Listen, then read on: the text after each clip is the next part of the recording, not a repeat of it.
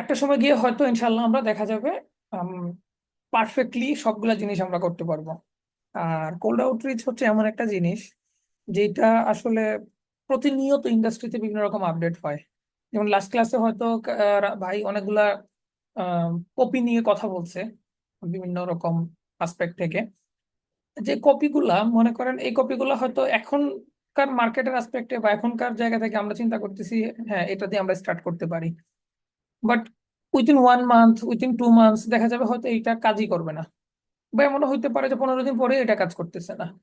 So প্রতিনিয়ত আমাদেরকে এই জন্য চিন্তা করতে হবে যে আমরা যে ইন্ডাস্ট্রি নিয়ে যে কাজ করি না কেন, আমাদের যে ফান্ডামেন্টালস, এই কারণে কিন্তু আমরা পুরো ক্লাসটাতে, হ্যাঁ একটু ক্লাসটা লং করার চেষ্টা করছি, আমরা প্রতিটা ক্লাসে একটু লং হয়েছে, বাট আমরা ইনডেপথ দেওয়ার চেষ্টা করছি বা ইনডেপথ বলার চেষ্টা করছি যে ফান্ডামেন্টাল গুলা কি কি জিনিস আমাদের মাথায় না রাখলে আসলে আমরা প্রপারলি, কারণ যে কোনো জিনিসে আমরা কাজ করি না কেন আমরা যদি ফান্ডামেন্টালস না জানি, আমরা যদি শুধু হ্যাকস ট্রিক্স এই জিনিসগুলা মানে আমরা বলতে পারতাম, আমরা মনে করেন যে আধা ঘন্টা করে করে একদিন ক্লাস নিয়ে 6-7 দিন আমরা কথা বলবো, ওটা আমরা করতে পারতাম। আধা ঘন্টা করে করে আমরা হয়তো একটা দুইটা ট্রিক্স একটা দুইটা হ্যাকস এভাবে আমরা বলে ফেললে কোনো ম্যাটার ছিল না, ফেলতে পারতাম। কিন্তু ওইটা নিয়ে পরবর্তীতে যখন আপনারা কাজ করতে চাইতেন তখন দেখা যেত যে অনেক সময় ওইটা ওইভাবে কাজ করতেছে না, ওয়ার্ক করতেছে না। কারণ এখন আমরা যেভাবে ডেসক্রাইব করার ট্রাই করছি বা যেভাবে বলার চেষ্টা করছি, এটা হচ্ছে একদম ফান্ডামেন্টাল, যেটা আপনারা যদি প্র্যাকটিস করেন এখন কি আপনার সারা জীবন ধরে এই জিনিস এই সেম প্যাটার্নেই যাবে। হয়তো আমাদের ডেটাগুলা একটু এদিক সেদিক হবে, বাট আমাদের রোড ম্যাপটা এইটাই। এটার বাইরে গিয়ে আমরা কোনো কিছু আর চিন্তা করতে পারবো না। এইগুলাই যদি আমরা প্রতিনিয়ত নিজেদেরকে আপ টু ডেট রাখতে পারি তখন দেখা যাবে যে আমরা বেটার ওয়েতে করতে পারবো। তো যাই হোক, আহ আশা করতেছি ইনশাল্লাহ আমরা প্র্যাকটিস যখন করব তখন আমাদের আরো বেটার ওয়েতে আমরা করতে পারবো। আর অনেক কিছুই আমরা ইজি হবে। এখন হয়তো অনেক কিছু মাথার উপর দিয়ে যাচ্ছে মনে হচ্ছে বা অনেক কিছু আমাদের কাছে একটু ইয়ে মনে হবে, বাট ওটা পরবর্তীতে ইনশাল্লাহ ঠিক হয়ে যাবে। এটা কোনো সমস্যা নেই। ফাইন, তাহলে আমি আসি। হচ্ছে প্রথমে একটা কথা বলে নেই, আমরা এতদিন যেটা করছি সেটার মূল উদ্দেশ্য ছিল আমরা আউটরিচ করব, বা আমরা যে টার্গেট অডিয়েন্স আছে আমরা সেই টার্গেট অডিয়েন্সের কাছে পৌঁছাবো। এখন টার্গেট অডিয়েন্সের কাছে পৌঁছানোর জন্য আজকে আমরা একদম কোর ইমেল নিয়েই কথা বলবো, যেহেতু আমরা কোল্ড ইমেল আউটরিচের কথাটাই মূলত ইয়ে করতে চাচ্ছি। কারণ ওভারঅল অটোমেশন এমন একটা জিনিস, এই ওভারঅল অটোমেশন নিয়ে কথা বলতে গেলে আসলে এটা অনেক লেন্দি একটা বিষয়। কারণ আপনি যখন ডিফারেন্ট চ্যানেল গুলাকে একসাথে অটোমেটেড করতে চাবেন, আপনি কোনো কাজ করবেন না, সবকিছু একদম অটোমেটেড হয়েই যাবে, ওইটা করতে গেলে আম, অনেকগুলা জিনিস আছে, অনেক ধরনের টুলস আছে, অনেক জিনিস মানে টেকনিক্যাল অনেক কাজ করতে হয়। তো ওভারঅল এই পুরো জিনিসটা আসলে আপনারা যেহেতু এটা সার্ভিস হিসাবে দেওয়ার জন্য এখানে আসেন নাই, যারাই আসছেন নিজেদের বিজনেসের জন্য করার জন্য। সো এই জিনিসগুলোতে আমরা আর ওইভাবে লেন্দি করতেছি না, বা ওইটা করতে গেলে আসলে এটা ইটসেলফ আলাদা একটা কোর্স, অটোমেশন যদি আমরা বলি। তো আজকে আমরা একদম সোললি কথা বলবো হচ্ছে ইমেল ইমেল নিয়ে। এখন এই যে ইমেল মার্কেটিং আমরা করতে চাচ্ছি, আর ইমেল মার্কেটিং করার জন্য আমাদের ভেরি ফার্স্ট থিং কি লাগবে? আমরা কারোর সাথে যখন কমিউনিকেট করব, একটা পার্সনের ইমেল আইডি আমি কালেক্ট করলাম, তো ওই পার্সনের ইমেল আইডি যে কালেক্ট করলাম, তাহলে ওই পার্সনের সাথে আমি কমিউনিকেট কিভাবে করব? আমার তো একটা ইমেল থাকা লাগবে, তাই না? তো আমরা এটাকে ইএসপি বলা হয়, মানে ইমেল সার্ভিস প্রোভাইডার। এখন ইমেল সার্ভিস প্রোভাইডার আমরা যদি মোস্ট কমনলি বলি, সেক্ষেত্রে কি কি আছে? ইয়াহুটা এখন আর ওইভাবে পপুলার না, যার কারণে আমরা ইয়াহুটাকে ওখানে আনি নাই। জহমেইল আছে, বাট জহমেইলটাকে আমি ধরে নিচ্ছি কাস্টম এসএমটিপির ভিতরে, কারণ এগুলো সব হচ্ছে কাস্টম। আমরা গুগল ওয়ার্কস্পেস বা আউটলুক যেরকম ইটসেলফ নিজের একটা ইএসপি, আই মিন হচ্ছে ইমেল সার্ভিস প্রোভাইডার, ওই রকম ভাবে অন্যগুলা না। বাকি সবগুলাকে আমরা কাস্টম এসএমটিপি তে ঢুকাই নিতেছি। যেমন মনে করেন গোডেডি, ওরা নিজেরা মেইল মেইল আলাদা মেইল দিয়ে থাকে, তারপর নেমচিপ আলাদা মেইল দিয়ে থাকে। আপনি যদি কোনো একটা কোম্পানি থেকে কোনো হোস্টিং কিনেন, যেমন হোস্টিংকার থেকে আপনি হোস্টিং কিনতেছেন, ওরা একটা আপনাকে ইয়ে দিয়ে থাকে, আপনি চাইলে ওদের কাছ থেকে ওয়েব মেইল নিতে পারতেছেন। সো এই যে যতগুলা জিনিস আছে এই সবগুলাই হচ্ছে কাস্টম এসএমটিপি। আপনি যে সার্ভারটা নিবেন, আপনি যদি শেয়ার্ড হোস্টিং নেন সেই ক্ষেত্রে আপনাকে একটা শেয়ার্ড সার্ভার দিবে। আপনি যদি নিজের জন্য পার্সোনাল নেন সেক্ষেত্রে আপনাকে পার্সোনাল আইপি দিবে। এই সবগুলো হচ্ছে কাস্টম এসএমটিপি। ওই এসএমটিপিটা হচ্ছে আমাদেরকে সেট আপ করে নিতে হয়, ওই এসএমটিপির উপর বেস করে আমাদের ওভারঅল স্ট্রাকচারটা যায়। তো এটা আমি আসতেছি ডিসকাশনে কি কি জিনিস থাকে। তো আমরা যদি বেসিক্যালি কথা বলি যে ওয়ার্ল্ড ওয়াইড, সারা ওয়ার্ল্ডে ইমেল সার্ভিস প্রোভাইডারকে, তাহলে ইমেল সার্ভিস প্রোভাইডারের ভিতরে আমরা অলমোস্ট 80 to 90% ধরতে পারি হচ্ছে গুগল ওয়ার্কস্পেস এবং আউটলুক। তো এই দুইটা পার্সনই হচ্ছে ম্যাক্সিমাম আমাদের ইমেল সার্ভিস প্রোভাইডিং এর পোর্শনটা ওরা দখল করে রাখছে। ঠিক আছে, এর মধ্যে গুগল ওয়ার্কস্পেস হচ্ছে সবচাইতে বড় মার্কেট শেয়ার।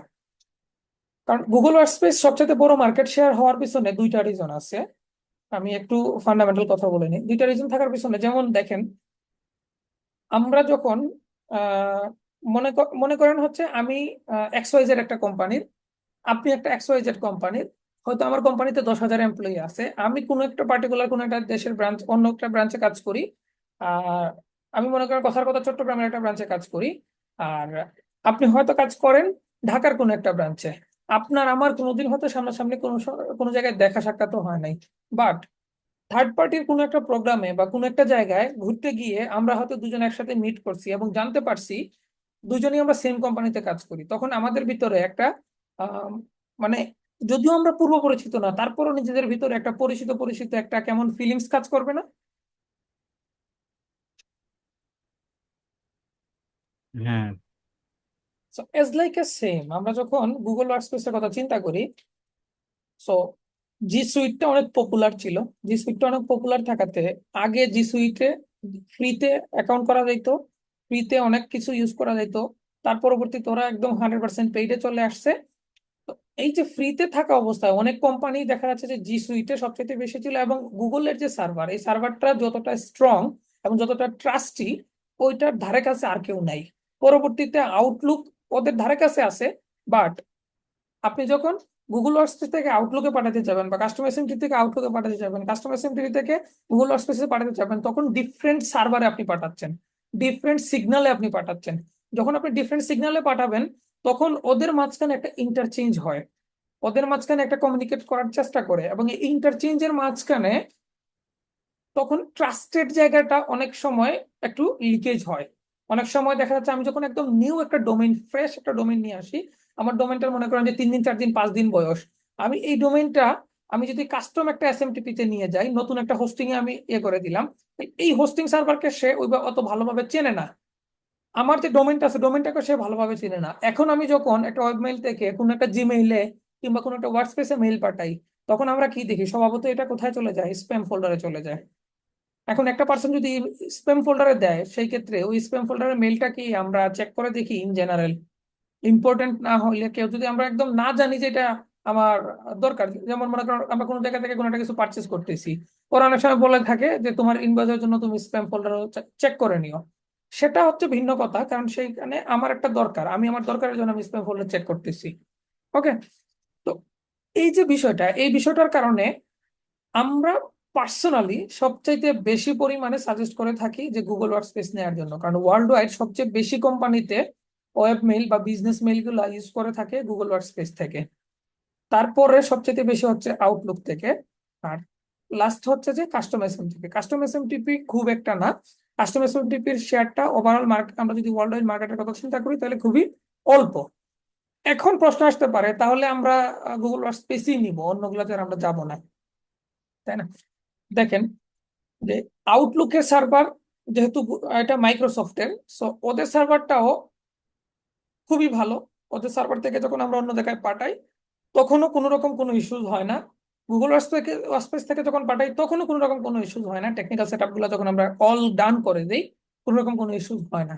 বাট কাস্টম এসএমটিপির ক্ষেত্রে অনেক সময় যে জিনিসটা হয়, আমরা যেই হোস্টিং থেকে নিতেছি, যেমন ধরেন আমি হোস্টিঙ্গার থেকে নিলাম, আমি হয়তো নেমচিপ থেকে নিলাম, আমি হয়তো গোডেডি থেকে নিলাম, ওরা আমাদেরকে যেই সার্ভারটা দিচ্ছে বা আমাদেরকে যে আইপিটা দিচ্ছে, শেয়ার দিক কিংবা আমার প্রাইভেট দিক, প্রাইভেট যদি দেয়, সেই ক্ষেত্রে পুরো রেসপন্সিবিলিটি হচ্ছে আমার আপনার নিজেদের।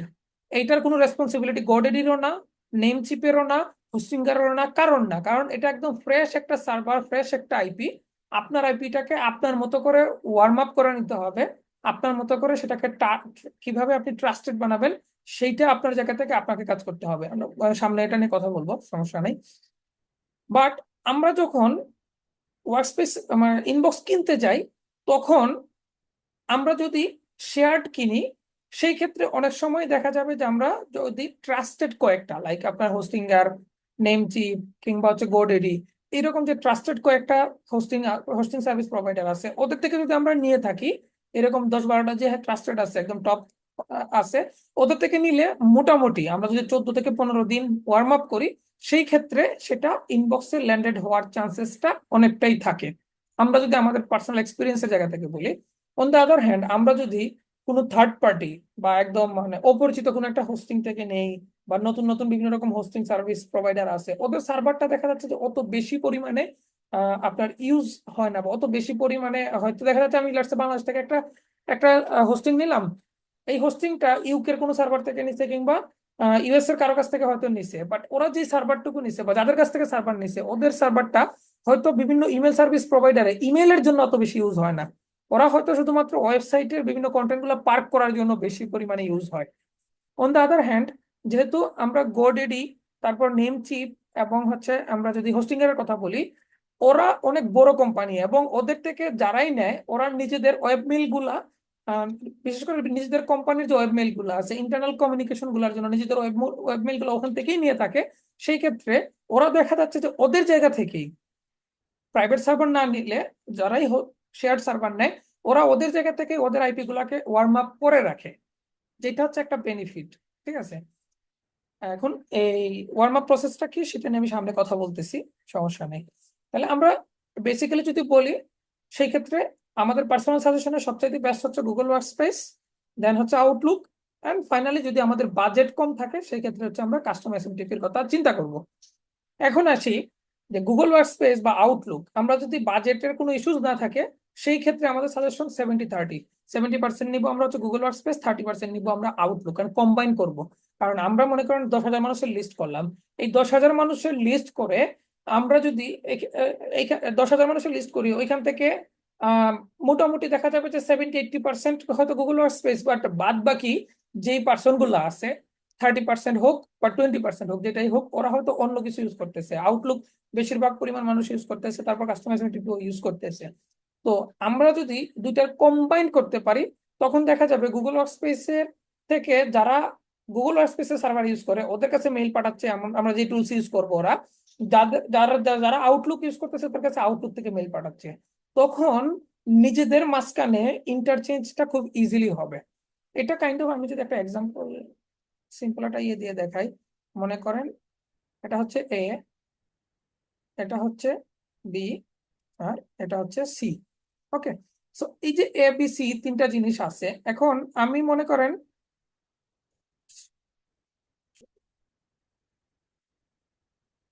এ, বি এবং সি, ঠিক আছে। এখন আমি চিন্তা করলাম যে এই এ থেকে হচ্ছে আমি বিতে পাঠাবো, আবার চিন্তা করলাম আমি এ থেকে সিতে পাঠাবো, আবার চিন্তা করলাম আমি এ থেকে বিতে পাঠাবো, আবার চিন্তা করলাম বি থেকে সিতে পাঠাবো। ঠিক আছে, তো এরকম মনে করেন যে আমরা বিভিন্ন জিনিসের কাছে বিভিন্ন সময় আমরা কিন্তু মেল পাঠাইতে পারি। এখন কোনটা কোন সার্ভারে সেটা আমি জানি না, বাট আমাদের যে টুলস গুলো আছে, টুলস গুলা ওদের নিজেদের ওইখানে যে মেশিন লার্নিং ইউজ করা থাকে, ওরা যদি দেখে যে এ এবং বি এই দুইটা ইউজ করতেছে গুগল ওয়ার্কস্পেস, আবার সি সি ইউজ করতেছে আউটলুক, তাহলে ওরা দেখা যাবে যে সি এর কাছে আউটলুক থেকে পাঠাচ্ছে, এ এর কাছে এবং বি এর কাছে পাঠাচ্ছে গুগল ওয়ার্কস্পেস থেকে, ওরা ওদের মতো করে মনে করেন ওই জিনিসটা ওদের মতো করে মেনটেন করবে। ঠিক আছে, আবার দেখেন, এখন এ এর জাত বাই যদি এটা হয়, আমরা ধরেন এর জাত বাই হচ্ছে,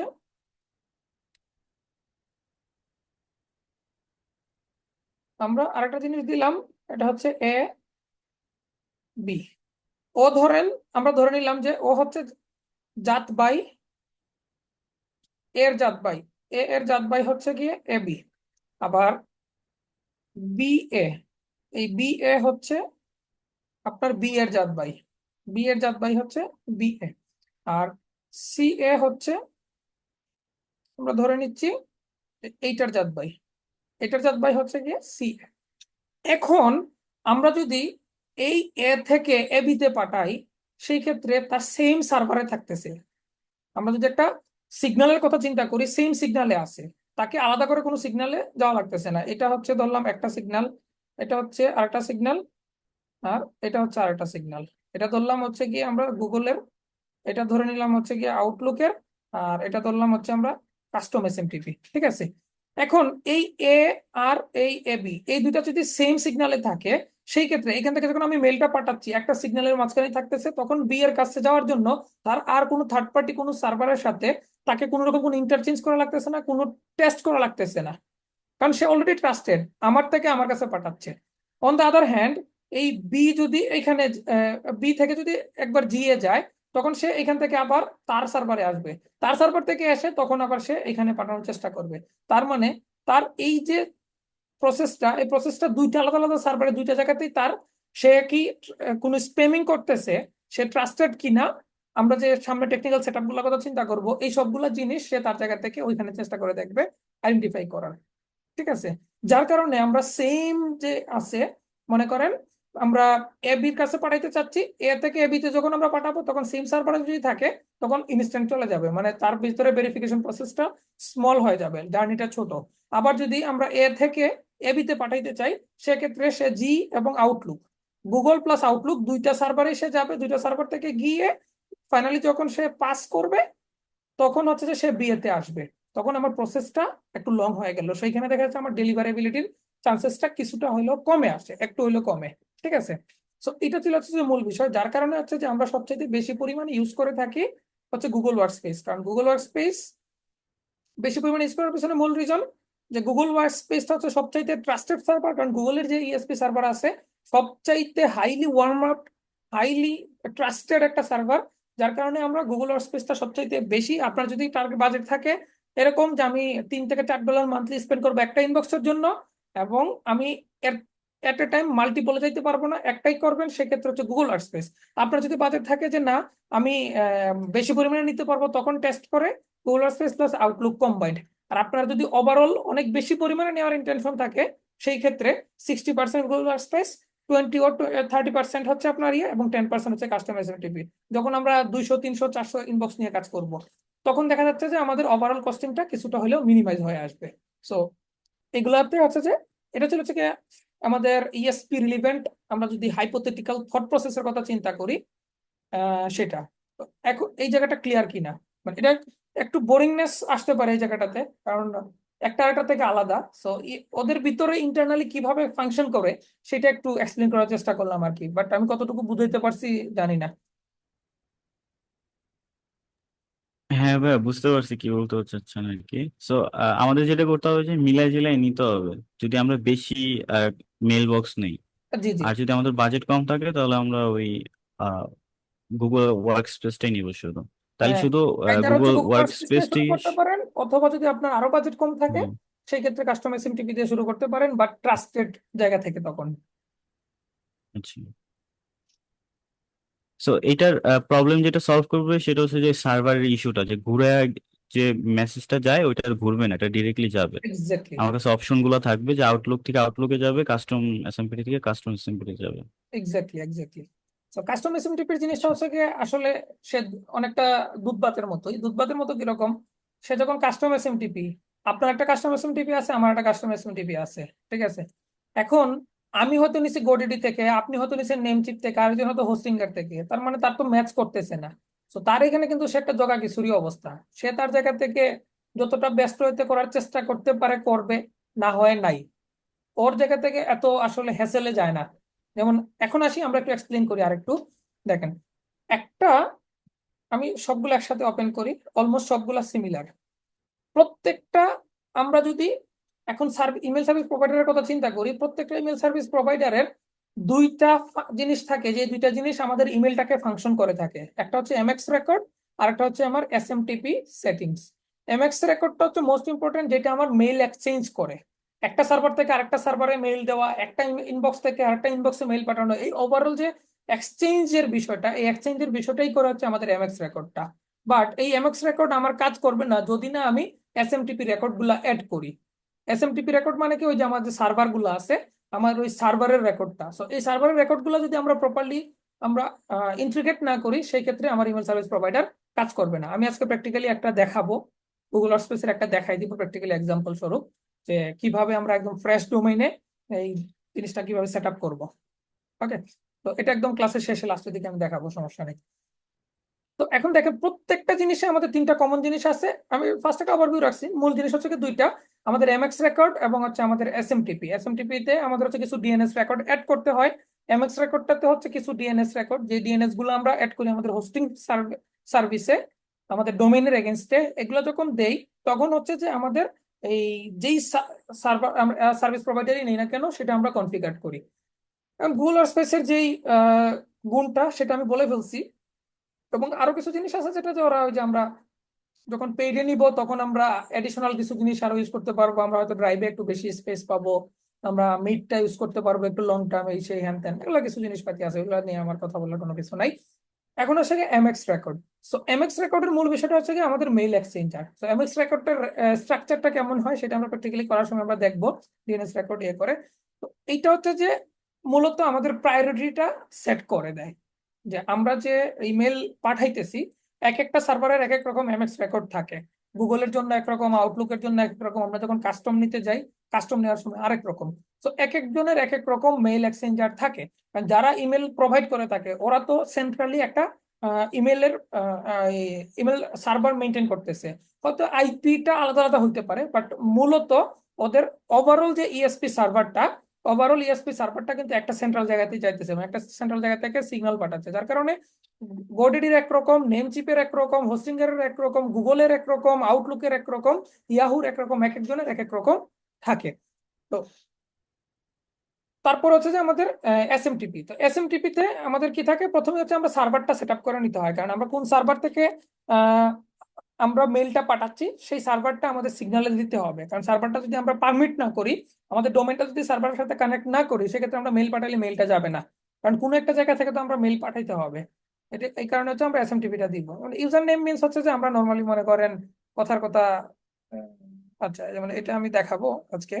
লেটস ধরেন আমি যদি এটাই চিন্তা করি যে ইউজার নেম হচ্ছে যে এই জায়গাটাই, ধরেন ওর ফার্স্ট নেম আসলো, firstname@ডোমেইন, তাহলে এটা হচ্ছে যে ইউজার নেম। দেন হচ্ছে আমাদের একটা ইউজার নেম ক্রিয়েট করতে হয়। যেমন এখানে gmail.com দিছে, আমরা যেটা করতেছি সেটা হচ্ছে একটা পার্টিকুলার ডোমেইন। সো আমরা এই ডোমেইনটা কোথায় এখানে চিন্তা করি যে এইটার জন্য আমরা এই নাম দিব, দেন এটা দিয়ে ওই জিনিসটা আমরা করব। ওকে। তারপরে হচ্ছে যে আমাদের একটা পাসওয়ার্ড লাগে। তো যেহেতু এটা ক্লায়েন্টের জিনিস, যার কারণে আমি পাসওয়ার্ডটা হাইড করে রাখছি, পাসওয়ার্ডটা আমি এখন শো করতেছি না।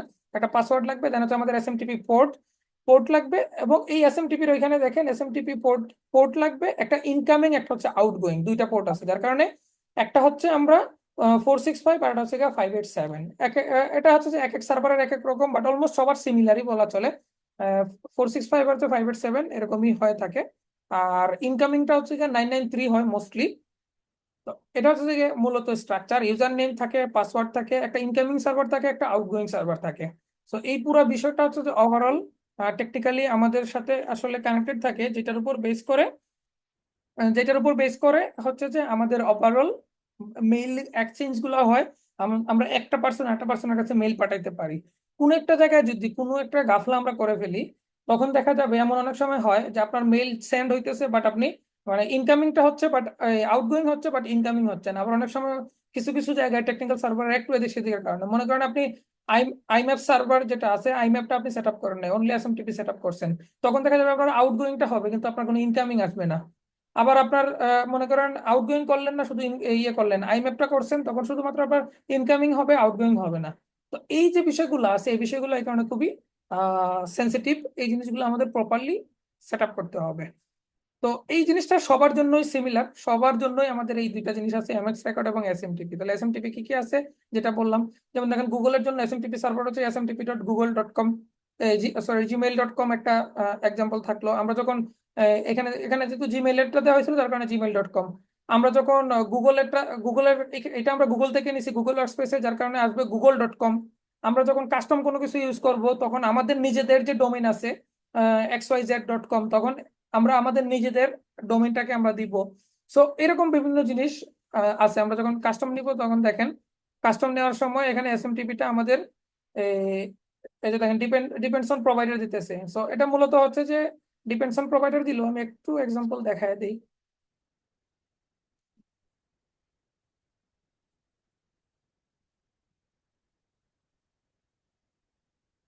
আচ্ছা, সো দেখেন কাস্টম এসএমটিপিতে as per the provider, but most of the time দেখবেন যে প্রোভাইডার যতই বলুক আমাদের এসএমটিপিটা কাইন্ড অফ এরকম হয় যে মেইল ডট দিয়ে আমাদের domain.com, এটাই মূলত আমাদের ইনকামিং আউটগোয়িং দুইটার জন্যই আমাদের সার্ভারটা হয়ে থাকে। আমরা যদি মোস্টলি চিন্তা করি মোস্টলি এরকমই হয়। যেমন আমরা ওকে, সো সবার ক্ষেত্রে আমরা যে জিনিসটা দেখলাম, আমরা আউটলুকে যখন আসি তখন smtp.office.365.com, তারপর smtp ইউজার নেম কি হবে, পাসওয়ার্ড হবে, smtp পোর্ট কি হবে, ঠিক আছে। সো এই জিনিসগুলো থাকে। আমরা যখন কাস্টম এসএমটিপি তে আসি, কাস্টম এসএমটিপি তে আসার পরে আমাদের এসএমটিপি সার্ভিস প্রোভাইডার কারা আছে ওইটা আমরা ডিটারমাইন করতে হয়, একটা ক্রেডেনশিয়াল নিতে হয়। ক্রেডেনশিয়াল মিনস ওখানে আমাদের আইডি পাসওয়ার্ড যা কিছু আছে সবকিছু আমাদের সেট আপ করতে হয়। দেন হচ্ছে যে আমাদের ইমেইলের ক্লায়েন্টের যে সেটিংটা আছে, সার্ভার সেটিংটা আমাদের প্রপারলি করতে হয়। যেমন এখানে আমি যে জিনিসটা দেখাইলাম যে এখানে আমাদের এটা লেখা আছে মেইল, মেইল ডট দিয়ে হচ্ছে ডোমেইন। তো এটাকে যদি মেইল ডট ডোমেইন না দিয়ে আমরা আমাদের মতো করে অন্য কোনো কিছু দিতে চাই, যেমন আমরা এটা এখানে ইমেল ডট দিতে চাই বা অন্য কোনো কিছু দিতে চাই, সেক্ষেত্রে এটা অনেক অনেক হোস্টিং প্রোভাইডার দিয়ে থাকে যে হ্যাঁ তুমি তোমার মতো করে তোমার এসএমটিপি ইমেলের জন্য সেট আপ করো। আবার অনেকে আছে দিয়ে দেয় না, ওর মতো করে সেট আপ করে দেয়। অনেকে মেইল দেয়, অনেকে ইমেল দেয়, অনেক কিছু অনেক সময় অনেকে করে দেয়। যার কারণে এখানে আমি লিখে রাখছি যে depends on provider. User name তো আর আমরা যাদের মতো করে দিব। তো এটা হচ্ছে যে কথা। আর এসএমটিপি পোর্ট আমাদের ইনকামিং এর জন্য 465 অথবা 586, এক এক সময় এক একটা হয়। আর আউটগোয়িং যেটা সেটা মোস্টলি 993 হয়ে থাকে। তো এই ছিল হচ্ছে যে আমরা যদি ইমেল সার্ভিস প্রোভাইডারদের কথা চিন্তা করি আমাদের ওভারঅল ইএসপি সার্ভিসের ক্ষেত্রে। এখন আমরা আসি, আমরা ইএসপি সার্ভার নিলাম, সবকিছুই পেয়ে গেলাম, কিন্তু ইএসপি সার্ভার পাইলেই শুধু হবে না, আমাদের টেকনিক্যাল কিছু সেট আপ করতে হবে। যে টেকনিক্যাল সেট আপ গুলো যদি আমরা না করি তাহলে আমাদের ইমেল সার্ভিস প্রোভাইডারের টেকনিক্যাল সেট আপ করার পরেও আমরা যখন কোনো টুলস থেকে মার্কেটিং করতে যাব, অথবা আমরা যদি নর্মালি কোনো টুলস করলাম না, ম্যানুয়ালি একজন আরেকজনকে আমরা মেইল পাঠাইলাম, তখন দেখা যাবে যে ইমেলটা স্প্যামে যাচ্ছে।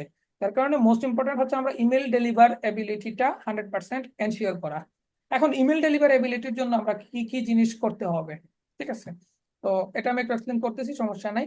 তো আমাদের কয়েকটা পয়েন্ট মাথায় রাখতে হবে আমরা যখন ক্যাম্পেইনের কথা চিন্তা করবো। সো ক্যাম্পেইনের কথা চিন্তা করতে গেলে এটা শুধুমাত্র ক্যাম্পেইন ছাড়াও যদি আমরা চিন্তা করি ইমেল ডেলিভারি এবিলিটি করা লাগবে।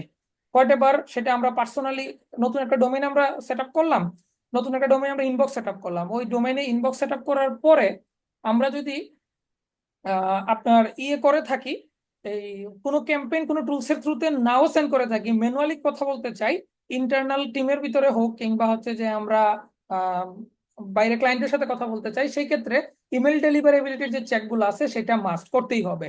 বাট আমরা যদি বিভিন্ন টুলস এর থ্রুতে আমরা করতে চাই, ক্যাম্পেইন রান করতে চাই, সেই ক্ষেত্রে কাস্টম ডোমেইন ট্র্যাকিংটা মাস্ট। এক একটা টুলস এর জন্য এক এক রকম কাস্টম ডোমেইন ট্র্যাকিং করতে হবে। কাস্টম ডোমেইন ট্র্যাকিং এর মিনিংসটা হচ্ছে আমরা যেই ডোমেইনটা আছে,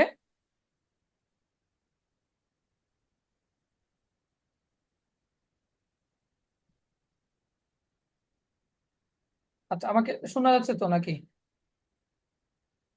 হ্যাঁ ভাই, শোনা যাচ্ছে। আচ্ছা সরি, না যে ইলেকট্রিসিটি আবার আসায় একটু ইয়ে হয়েছিল। ওকে, সো কাস্টম ডোমেন ট্র্যাকিং যে জিনিসটা, কাস্টম ডোমেন ট্র্যাকিংটা হচ্ছে আমরা আমরা যে আমাদের জায়গা থেকে বিভিন্ন টুলস ইউজ করতেছি, ওই টুলসে আমাদের যে ডোমেনটা আছে, আমাদের ডোমেনটা তো ওদের টুলসের কাছে ট্রাস্টেড না। আমাদের টুলস ডোমেনটা তো ওদের টুলসের সাথে কাছে ট্রাস্টেড না, এই কারণে আমাদের ডোমেনটাকে ওদের টুলসের সাথে কানেক্ট করতে হবে। এটা যদি আমরা কানেক্ট না করি, সেই ক্ষেত্রে আমরা যদি আমাদের ওয়েবসাইট রিলেভেন্ট কোনো লিঙ্ক রাখি, আমরা যদি কোনো রকম কোনো ক্যালেন্ডারি লিঙ্ক দেই, হোয়াট এভার, যে কোনো লিঙ্ক যখন আমরা প্রোভাইড করব ওইটা কাজ করবে না, ওই লিঙ্কটাতে সে ঢুকতে পারবে না। যার কারণে custom domain tracking is a must. Custom domain tracking আমাদের সেট আপ করতে হবে। দেন হচ্ছে ওয়ার্ম আপ করতে হবে মাস্ট। ইনফ্রাস্ট্রাকচার যদি আমরা প্রপার হতে করতে চাই সেক্ষেত্রে ওয়ার্ম আপটা আমাদের জন্য মাস্ট। অ্যান্ড লাস্ট যে বিষয়টা সেটা হচ্ছে যে আমাদেরকে অলওয়েজ একটা মনিটরিং প্রসেসে থাকতে হবে কতগুলো আমাদের বাউন্স হচ্ছে। জেনারেলি হচ্ছে নিয়ম 3%-এর নিচে বাউন্স রাখা। আমরা যদি একটা ক্যাম্পেইন থেকে 100টা পাঠাই ইমেল, সেক্ষেত্রে 3টার বেশি যদি বাউন্স হয়, মানে ইমেল সেন্ড না হয় ইনভ্যালিড মেইল আসে, সেই ক্ষেত্রে সেটা আমাদের ওভারঅল ইমেল ডেলিভারেবিলিটিতে হ্যাম্পার্ড হয়। সো আমরা 3 to 5% max, but mostly maximum বলে থাকে যে 3%-এর ভিতরে রাখাটাই বেটার। কারণ 5%-এ কিছু কিছু টুলস আছে, সার্ভার আছে, ইমেল সার্ভিস প্রোভাইডার যারা আছে, কিছু কিছু ইমেল সার্ভিস প্রোভাইডার আছে এটাকে ওরা ফ্ল্যাগ করে। আবার কিছু কিছু আছে যে ওটাকে ওরা কোনো ওয়ার্নিং দেয় না বা কোনো কিছু দেয় না, ওরা ইজি ইজি ওয়েতে রাখে। তো এর জন্য হচ্ছে যে আমরা অলওয়েজ মাথায় রাখতে হবে যে 3%-এর ভিতরে যাতে থাকে। এন্ড লাস্ট যে বিষয়টা সেটা হচ্ছে কমপ্লায়েন্স। কমপ্লায়েন্স মানে হচ্ছে জিডিপিআর রুলস বা আদার্স বিভিন্ন রকম রুলস গুলো আছে, যে রুলস গুলো কিছু আমাদের মেনটেন করতে হবে। তো এখন আসি আমাদের ইমেল ডেলিভারেবিলিটি। সো ইমেল ডেলিভারেবিলিটির কথা যদি আমরা চিন্তা করি, দেন ইমেল ডেলিভারেবিলিটিতে এই তিনটা জিনিস যদি আমরা না করি, তার মানে মনে করব আমাদের কোনোভাবেই আমাদের ইমেল সেন্ড হবে না। একটা হচ্ছে এসপিএফ, মানে সেন্ডার পলিসি ফ্রেমওয়ার্ক। আপনি এমএক্স রেকর্ড সেট আপ করছেন, এসএমটিপি করছেন, ওকে ফাইন, আপনার ইএসপি সার্ভার আপনি পেয়ে গেছেন আপনার ডোমেনের জন্য। কিন্তু আপনি যদি আমার সাথে কথা বলতে চান, সেক্ষেত্রে আপনার একটা সেন্ডার হিসেবে আপনাকে রেজিস্টার্ড করতে হবে, সেন্ডার হিসেবে আপনাকে অথেন্টিকেট করতে হবে আপনার এই ডোমেনটাকে। আপনি যদি সেন্ডার হিসেবে আপনার ডোমেনকে অথেন্টিকেট না করেন, সেই ক্ষেত্রে আপনি কাউকে মেল পাঠাতে পারবেন না, আপনার মেল সেন্ড হবে না। ঠিক আছে, যার কারণে আমাদের SPF record is a must. SPF record আমাদের করতেই হবে। এসপিএফ রেকর্ড যদি আমরা সেট আপ না করি, আমরা যতই এমএক্স রেকর্ড করি, এসএমটিপি কানেক্ট করি, আমাদের ইমেল সেন্ড হবে না। ঠিক আছে, তো এখন এই এসপিএফটা আমরা কিভাবে করতে পারি, আসেন আমরা এসপিএফ এর ইয়েতে আসি। সো ফার্স্ট থিং হচ্ছে যে এসপিএফ এর আমরা রেকর্ডটাতে যাই। SPF record configuration. এখন এসপিএফ রেকর্ডটা কি রকম? এর ধরেন আমি গুগলের এসপিএফ রেকর্ড আমি সার্চ দিই, গুগল এসপিএফ রেকর্ড। তো দেখেন, তাহলে এসপিএফ রেকর্ডটা কি? এসপিএফ রেকর্ডটা হচ্ছে এরকম একটা ডিএনএস দিবে, একটা রেকর্ড দিবে। এই রেকর্ডটা আপনাকে বলতেছে যে গুগল.কম এর একটা, গুগল.কম থেকে সে যে এসএমটিপি কানেক্ট করছে, তার যে মেইল এক্সচেঞ্জার নিচ্ছে, সেইটা তাকে পারমিট করতেছে গুগল.কম এর সাথে। গুগল.কম এর সাথে সে এই ডিএনএস টার থ্রুতে, কারণ আমরা যে বিভিন্ন জিনিসের সাথে বিভিন্ন টুলস বা বিভিন্ন রকম জিনিস যখন ইন্টিগ্রেট করি, ইন্টিগ্রেট করার সময় আমাদেরকে যে বিভিন্ন ডিএনএস দেয়, ওরা বিহাইন্ড দ্য সিন দেখা যাচ্ছে বিভিন্ন রকম এপিআইস বা বিভিন্ন রকম ফাংশন কিন্তু ওরা আগে থেকে মেনটেন করতেছে, যেটা আমি শুধুমাত্র যখন একটা ডিএনএস রেকর্ড দেই তখন ওইটার সাথে অটোমেটিক্যালি কনফিগার্ড হয়ে যাচ্ছে, কাস্টম ডোমেইন আমারটা ওর সাথে কানেক্টেড হয়ে যাচ্ছে। ঠিক আছে, সো যার কারণে আমাদের জন্য ইজি প্রসেস করে দিচ্ছে, আমরা কোনো কোড করা লাগতেছে না, কোনো কিছু করা লাগতেছে না। আমরা যদি এই জিনিসটা ওদেরকে দিতে পারি, বা এই জিনিসটা যদি আমরা আমাদের এখানে আমরা কানেক্ট করে দেই, সেই ক্ষেত্রে আমি আমার ডোমেনকে সেন্ডিং এর জন্য পারমিট করে দিলাম। কারণ এর আগে সে, তারপরে যখন আমরা সেন্ড করতে যাব, সেন্ড করতে গেলে সে প্রথমে চেক করবে তার এমএক্স রেকর্ড আছে কিনা, তারপর তার সার্ভারের এসএমটিপিটা কানেক্ট করা আছে না। যদি এই দুইটা পাস হয়ে যায়, তখন সে সেন্ডিং এর জন্য দেখবে তাকে পারমিট করা হয়েছে কিনা, এই রেকর্ডটা তার ডোমেনের সাথে কানেক্টেড হয়েছে কিনা। কারণ আমি যখন শুধু কানেক্ট করব, কানেক্ট করলেই হবে না, কানেক্ট করার পরে গুগল গুগলের যে সার্ভার আছে, গুগলের সার্ভারের সাথে এটা প্রপাগেট হবে। প্রপাগেট হওয়ার জন্য একটা টাইম সে নিবে, টাইম নিয়ে সে চেক করে দেখবে সার্ভারের সাথে এটা কানেক্ট হয়েছে কিনা। এটা যখন একবার কানেক্ট হয়ে যাবে, দ্যাট মিনস সে অথেন্টিকেট হয়েছে, সে তাকে পারমিট করতেছে। আমি দেখাবো সামনে প্র্যাকটিক্যালি, কোনো সমস্যা নেই। তাহলে ফার্স্ট রেকর্ড হচ্ছে যে আমি কনফিগার করা, এন্ড পাশাপাশি এটাও বলে ফেলছি যে অথেন্টিকেট করা। অথেন্টিকেট করা মানে আমি যে কনফিগার জন্য যে ভ্যালুটা নিলাম, এই ভ্যালুটা নেওয়ার পরে আমার একটা নির্দিষ্ট সময় পর্যন্ত ওয়েট করতে হবে ওই সার্ভারের সাথে প্রপাগেট হওয়ার জন্য। সার্ভারের সাথে যখন জিনিসটা প্রপাগেট হয়ে যাবে, তখন আমি অথেন্টিকেশন করে ফেললাম আউটবাউন্ড ইমেল পাঠানোর জন্য। আমি সেন্ডার হিসেবে তাকে পারমিট করে দিলাম, যেই জিনিসটা আমার প্রিভেন্ট করবে সেন্ডার অ্যাড্রেস ফ্রম ফ্রগারি। সো ফোরজারি, ফোরজারি মানে হচ্ছে কি যে আমরা এটা স্প্যামি, স্প্যাম মার্ক এটাও বলতে পারি। মানে এটার মানে হচ্ছে যে আমি কোনো রকম কোনো ভাওতাবাজি করতেছি না, বা আমি কোনো স্প্যাম করতেছি না, এই জিনিসটা বোঝানোর জন্য। তো এটা আসলে ইন্ডাস্ট্রিয়াল টার্ম, এখানে আমি এখানে ইউজ করে ফেলছি যে ফোরজারি। তো এটা এটা জিনিসটা মিন করে যে সে কোনো স্প্যামিং করতেছে না, সে একটা ট্রাস্টেড ট্রাস্টেড একটা সার্ভার থেকে পাঠাইতেছে। এই জিনিসটা হচ্ছে যে সে এখানে এনশিওর করে। যার কারণে এসপিএফ যদি আমরা সেট আপ না করি, এসপিএফ সেট আপ না করলে আমরা কোনো মেল, একটা সিঙ্গেল মেল আমরা সেন্ড করতে পারবো না, আমাদের মেল সেন্ড হবে না। নেক্সট হচ্ছে আমাদের ডিকিআইএম। এখন ডিকিআইএম মানে কি? ডোমেইন কি আইডেন্টিফায়ার মেল। এই ডিকিআইএমটা আমাদের কি করে? ডিকিআইএমটা করে কি, আমরা তো সেন্ডার পলিসির ফ্রেমওয়ার্কটা অথেন্টিকেট করছি, আমার ডোমেইনটাকে আমি ওই সার্ভার থেকে সেন্ড করার জন্য পারমিশন নিয়ে নিছি, অথেন্টিকেট করে দিছি। আমি বলে দিছি আমার এই যে ডোমেইনটা আছে, আমার এই ডোমেইন থেকে যা সেন্ডার পাঠানোর দরকার, সেন্ডারকে পাঠানোর জন্য তুমি পারমিট করো, সে পারমিশন দিয়ে দিছে আমি ওই রেকর্ড এড করার মাধ্যমে। বাট এখন আমার যে ডোমেইন আছে, এই ডোমেইনকে মেল হিসেবে পাঠানোর জন্য তার এন্ড থেকে একটা কি দিবে। ওই কিটা যদি আবার আমার সাথে কানেক্ট না থাকে আমার ডোমেনের সাথে, তখন আবার আমি আমার কোনো একটা মেল যখন পাঠাবো ওই মেলটা তখনও আবার সেন্ড হবে না, ওই মেলটা তখন যাবে না। কারণ আমি তার কাছ থেকে পারমিশন নিলাম সেন্ডিং এর জন্য, কিন্তু আমি যে মেইল পাঠাবো আমার যে পার্টিকুলার ডিফারেন্ট ডিফারেন্ট ইনবক্স গুলো থাকবে, ওই ইনবক্সের জন্য আমাকে একটা ডোমেইনের কি দিতেছে, যে ডোমেইন কিটা আইডেন্টিফাই করবে আমি মেইল পাঠানোর জন্য আমার এই ডোমেইনটা ওকে। এটা কি কি জন্য? এনক্রিপ্টেড একটা জিনিস, যেটা আমি যদি এখানে আবার একটু ইয়ে করি, সেটা হচ্ছে যেটা মূলত হচ্ছে ইমেইলের যে মেসেজ বডিটা আছে, ইমেইলের মেসেজ বডিটাকে এনক্রিপ্ট করার জন্য, ওটা হচ্ছে মূল মূল উদ্দেশ্য।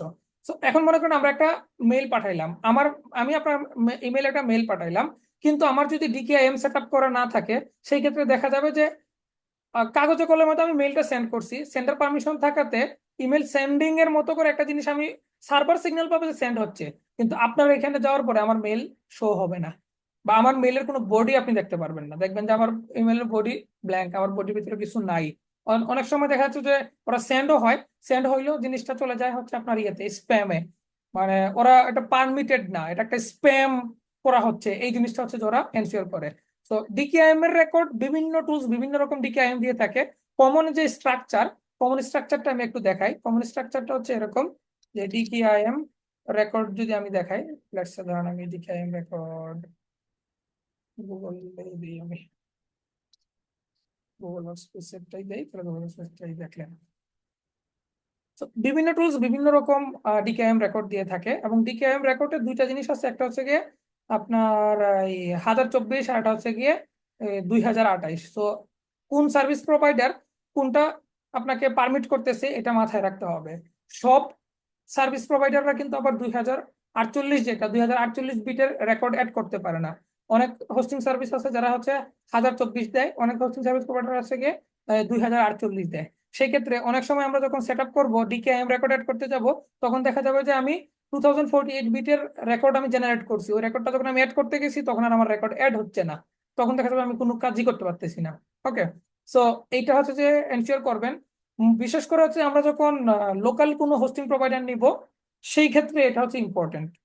আমরা যখন ডোমেইনটা লোকাল কোনো জায়গা থেকে কিনবো, তখন এটা আমাদের জেনে নিতে হবে যে আমাদের এটা কি 1024-এর বিট নিচ্ছে না 2048-এর বিট নিচ্ছে। ওইটার আসপেক্টে আমরা যখন রেকর্ড জেনারেট করব, ওইটার উপর বেস করে আমরা রেকর্ড জেনারেট করব। এখন আসেন যে রেকর্ডের স্ট্রাকচারটা কেমন হয়। রেকর্ডের স্ট্রাকচারটা কি লাগছে?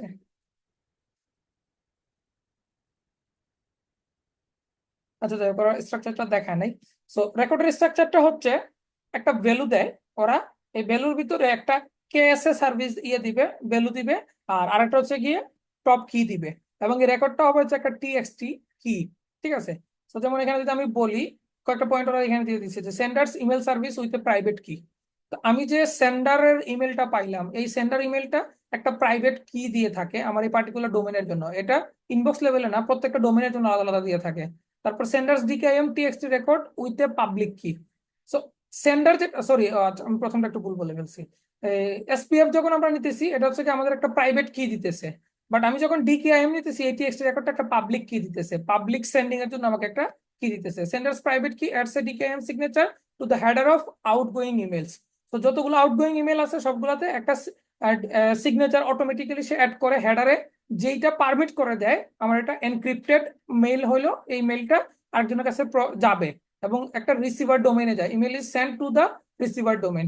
এবং এই যে হেডারে আমার যে একটা কি দিলাম, এই কিটাই হচ্ছে আমার এই এনক্রিপশন যে প্রসেসটা আছে, এনক্রিপশন প্রসেসের থ্রুতে রিসিভার যে ডোমেনটাতে আমি পাঠাচ্ছি, হোয়াট এভার ইট ইজ, এটা gmail.com হোক, কিংবা হচ্ছে আপনার yahoo.com হোক, কিংবা আমার নিজের কোনো বিজনেসের ওয়েব মেইল হোক, হোয়াট এভার যেটাই হোক, সেটাতে সে এটা দিয়ে দেয়। এবং দিয়ে দেওয়ার পরে সে করেটা কি, এই রিসিভার ইমেইলের যে সার্ভারটা আছে, ওই যেটা আগে বলছিলাম যে এ থেকে বিতে, এ বিতে পাঠাচ্ছি, আবার সি থেকে সি এতে পাঠাচ্ছি। ঠিক আছে, তাহলে এ থেকে যদি আমি সি এতে পাঠাই, তখন এই যে রিসিভার এবং হচ্ছে যে আপনার সেন্ডার, দুইটা যদি আলাদা আলাদা হয়, সেক্ষেত্রে ইনকামিং আউটগোয়িং দুইটা আলাদা আলাদা সার্ভার। এই যে ডিকেআইএম রেকর্ডটা বললাম, ডিকেআইএম যে কিটা আছে, এই ডিকেআইএম ওরা যে পাবলিক একটা কি দেয়, এই পাবলিক কি এর থ্রুতে নিজেদের মধ্যে একটা ইন্টারচেঞ্জ করে, এক্সচেঞ্জ করে। এই এক্সচেঞ্জটা করার পরে যদি দেখে যে এটা ট্রাস্টেড, এটা ভ্যালিড, তখন হচ্ছে সে ইমেলটা তার এখানে সেন্ড করতে দেয়। আদারওয়াইজ দেখা যাচ্ছে বাউন্স চলে আসে মেলটা, যে না ওর এখানে যাচ্ছে না, ওর এখানে মেলটা সেন্ড হবে না। অনেক সময় দেখা যাচ্ছে যে অনেকের অনেক মেইলে আমরা জানি যে তার মেলটা ওকে, বাট তার কাছে একটা সময় দেখা যাচ্ছে মেল যাচ্ছে না, অনেক সময় ডিএনএস এদিক সেদিক হয়ে যায়, অনেক সময় দেখা যাচ্ছে যে বেশি পরিমাণে স্প্যাম মেল পাঠানোর পরে সার্ভারগুলো অটোমেটিক্যালি কোয়ারেন্টাইনে পাঠাই দেয়, ওর আর মেল সেন্ড করতে দেয় না। তখন দেখা যাচ্ছে ডিএনএস রেকর্ডটা, এই যে পাবলিক যে কিটা দিছিল সেই কিটাকে সে পজ করে রেখে দেয়। এটা মোস্টলি কাস্টমার এসএমটিপি তে হয়ে থাকে। আমরা অন্য জায়গাতে খুব রেয়ার কেসে হয়, বাট ইদানিং দেখতেছি যথেষ্ট ভালো পরিমাণে যারা স্প্যামিং করতেছে। ইভেন আমাদের একটা ক্লায়েন্টেরও আমরা গত সপ্তাহে এই জিনিসটা ফেস করছি। আউটলুকের মেইল ইউজ করতেছে, বাট সে একটা ক্যাম্পেইন লঞ্চ করছিল নিজের নিজের মতো করে অনেক বড় একটা লিস্টের মধ্যে। কোল্ড ইমেলিং করে নাই, নিউজ লেটার সেন্ড করছিল, বাট নিউজ লেটার কোনো অপটিন ইউজার ছিল না, সবগুলা কোল্ড অডিয়েন্স ছিল, বাট নিউজ লেটার পাঠিয়ে দিছিল অনেকগুলা একটা সিকোয়েন্সের থ্রুতে। যার কারণে তার যে মেইন ডোমেনটা ছিল, যে ডোমেন থেকে পাঠাইছিল, ওই ডোমেনটা কোয়ারেন্টাইনে পাঠিয়ে দিয়েছে আউটলুক। তো এটাকে পরবর্তীতে আবার ব্যাক এন্ড ফোর্থ করে ওয়ার্ম আপ প্রসেসের মাধ্যমে আবার হচ্ছে যে সেটাকে ব্যাক নিয়ে আসতে হয়েছে। ঠিক আছে। সো এটা হচ্ছে যে টিকেএম রেকর্ডের মূল বিষয়, যেটা যে verify the email sender and integrity of the mail. So এই দুইটার মাঝখানে একটা রিলেশনশিপ করা, ভেরিফাই করা যে দুইটা সার্ভারে আমি যে সেন্ডিং করতেছি আর যার কাছে আমি সেন্ড করতেছি এই দুইটার মাঝখানে একটা কানেকশন করা।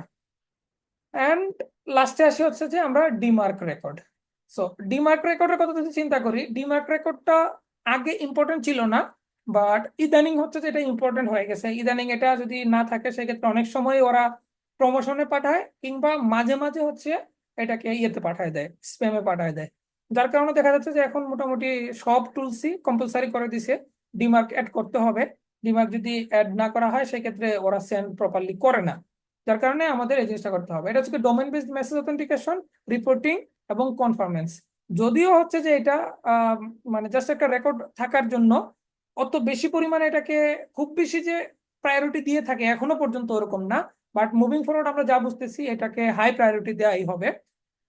ডিকেআইএম ডিকেআইএম এর মতো করে এটাকে অনেক প্রায়োরিটি দিবে, কারণ অলরেডি সব টুলস গুলো এটা কম্পালসারি করে দিচ্ছে। আমরা নিউজ লেটার পাঠাইতে গেলেও ডিমার্ক কম্পালসারি করে দিচ্ছে। অন্য আর কোল্ড ইমেলের জন্য তো এটা মাস্ট করছেই, মোটামুটি বেশ কিছুদিন ধরে এটাকে মাস্ট করে দিছে। সো এটার মূল বিষয়টা হচ্ছে আপনি মেল পাঠাচ্ছেন, ভালো কথা, বাট মেল পাঠানোর পরে সব মেল তো 100% আপনার ডেলিভার হচ্ছে না। এই যে আপনার বিভিন্ন সার্ভারের মাঝখানে যখন ইন্টারচেঞ্জ করতেছে, আমার সবগুলো ডোমেন ইমেল ধরুন মনে করেন আমি কাস্টম এসএমটিপি থেকে পাঠাচ্ছি। কাস্টম এসএমটিপি থেকে পাঠানোর পরে আমার 1000 অডিয়েন্স ছিল হচ্ছে গুগল ওয়ার্কস্পেসের, 500 ছিল আমি ধরলাম আউটলুকের। আমার 1000 ওয়ার্কস্পেসে আমি সেন্ড করার পরে ওইখান থেকে 90% সেন্ড হয়েছে, 10% সেন্ড হয় নাই। আবার আমি যখন আউটলুকে পাঠাইছি ওইখানে হয়তো দেখা যাচ্ছে 100% সেন্ড হয়ে গেছে। তাহলে এই যে রিপোর্টিং গুলা, কনফার্মেন্স গুলা, কোনটাতে যাচ্ছে কোনটাতে যাচ্ছে না, এই পুরো বিষয়টা কিন্তু এই যে সার্ভার গুলো আছে, সার্ভার গুলো অটোমেটিক্যালি একটা রিপোর্ট পায় যদি আমরা ডিমার্কটা অ্যাড করে দিই, ডিমার্ক যে রেকর্ড গুলো আছে। সো ডিমার্ক রেকর্ডের মাঝখানে বেশ কিছু জিনিস থাকে। কিছু কিছু জিনিস আছে আমরা শিথিল করে দিতে পারি, কিছু কিছু জিনিস আছে আমরা স্ট্রিক্ট করে দিতে পারি। লেটস ধরেন আমি যদি আমার জায়গা থেকে কোনো একটা মেল কোনো একটা পার্সনের কাছে পাঠাইতে চাই, এবং ওই পার্সনটার কোনো একটা জায়গায় যদি কোনো একটা ইস্যুস আছে বলে আমি মনে করি, সেই ক্ষেত্রে আমি যদি চাই যে না তাকে 100% আমি রেস্ট্রিক্টেড করে রাখবো, রিজেক্ট করে দিব, ওই পার্সনটা আমার কাছে মেল পাঠাতে পারবে না। লেটস ধরেন আমার মেলে আমি 1000 মানুষকে মেল পাঠাইছি, ওখান থেকে 5 জন হয়তো আমাকে মার্ক অ্যাজ স্প্যাম করছে। তার মানে আমি একটা কোয়ারেন্টাইন পিরিয়ডের মাঝখানে যাচ্ছি, যেহেতু মানুষজন আমাকে স্প্যাম মার্ক করা শুরু করছে। তাহলে আমাকে যদি কোন একটা পার্টিকুলার পার্সন ওইরকম ভাবে তার এখানে ডিমার্ক রেকর্ড ওইরকম ভাবে করে দেয় যে কেউ যদি এরকম থাকে কোয়ারেন্টাইনে, তার মেলটা আমি রিসিভ করব না, সেই ক্ষেত্রে ওই পার্সনের মেলটা আমি আর রিসিভই করব না। ঠিক আছে, ওই পার্সনের মেলটা আমি আর রিসিভ করব না। আমি যদি ওটাকে একদম স্ট্রিক্ট করে দিই, যেমন আমি যদি রেকর্ড জেনারেশনের কথা বলি, আমি একটু দেখাই আপনাদেরকে।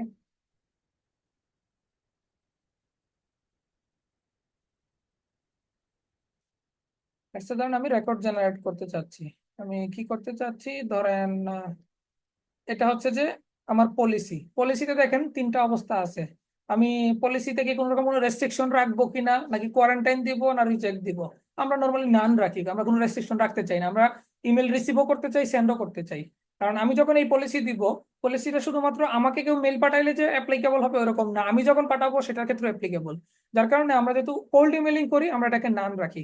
এগ্রিগেট মেইল মিনস হচ্ছে আপনার যদি কোনো রকম কোনো ইস্যুস হয়, আপনার মেইল গুলা রিসিভ মানে সেন্ডিং হচ্ছে না, বা কোনো সেন্ডিং এর সময় কোনো রকম কোনো ইস্যুস হচ্ছে, কয়টা সেন্ড হচ্ছে, কয়টা সেন্ড হইতেছে না, কোনো রিপোর্ট, যে রিপোর্ট গুলো জেনারেট হচ্ছে, এই রিপোর্টটা যদি ওই ইএসপি সার্ভারের সাথে সাথে আপনি নিজেও পাইতে চান, সেক্ষেত্রে আপনি আপনার একটা ইয়ে দিবেন। লেটস সে ধরেন আমি বললাম যে at the rate of growth analyze.com আমি দিলাম, ঠিক আছে। এই মেইলটা মনে করেন কথার কথা, এই মেইলে আমি কোন যত অ্যাগ্রিগেটেড রিপোর্টিং আছে, রিপোর্টিং গুলো আমি পাইতে চাচ্ছি, ফরেনসিক রিপোর্টটাও আমি সেম মেইলে পাইতে চাইতেছি। এখন দেখেন যে sub domain policy, sub domain পলিসিটাও সেম হইতে, এটা হচ্ছে গিয়ে মেইন ডোমেইনের পলিসি, এটা হচ্ছে সাব ডোমেইনের পলিসি।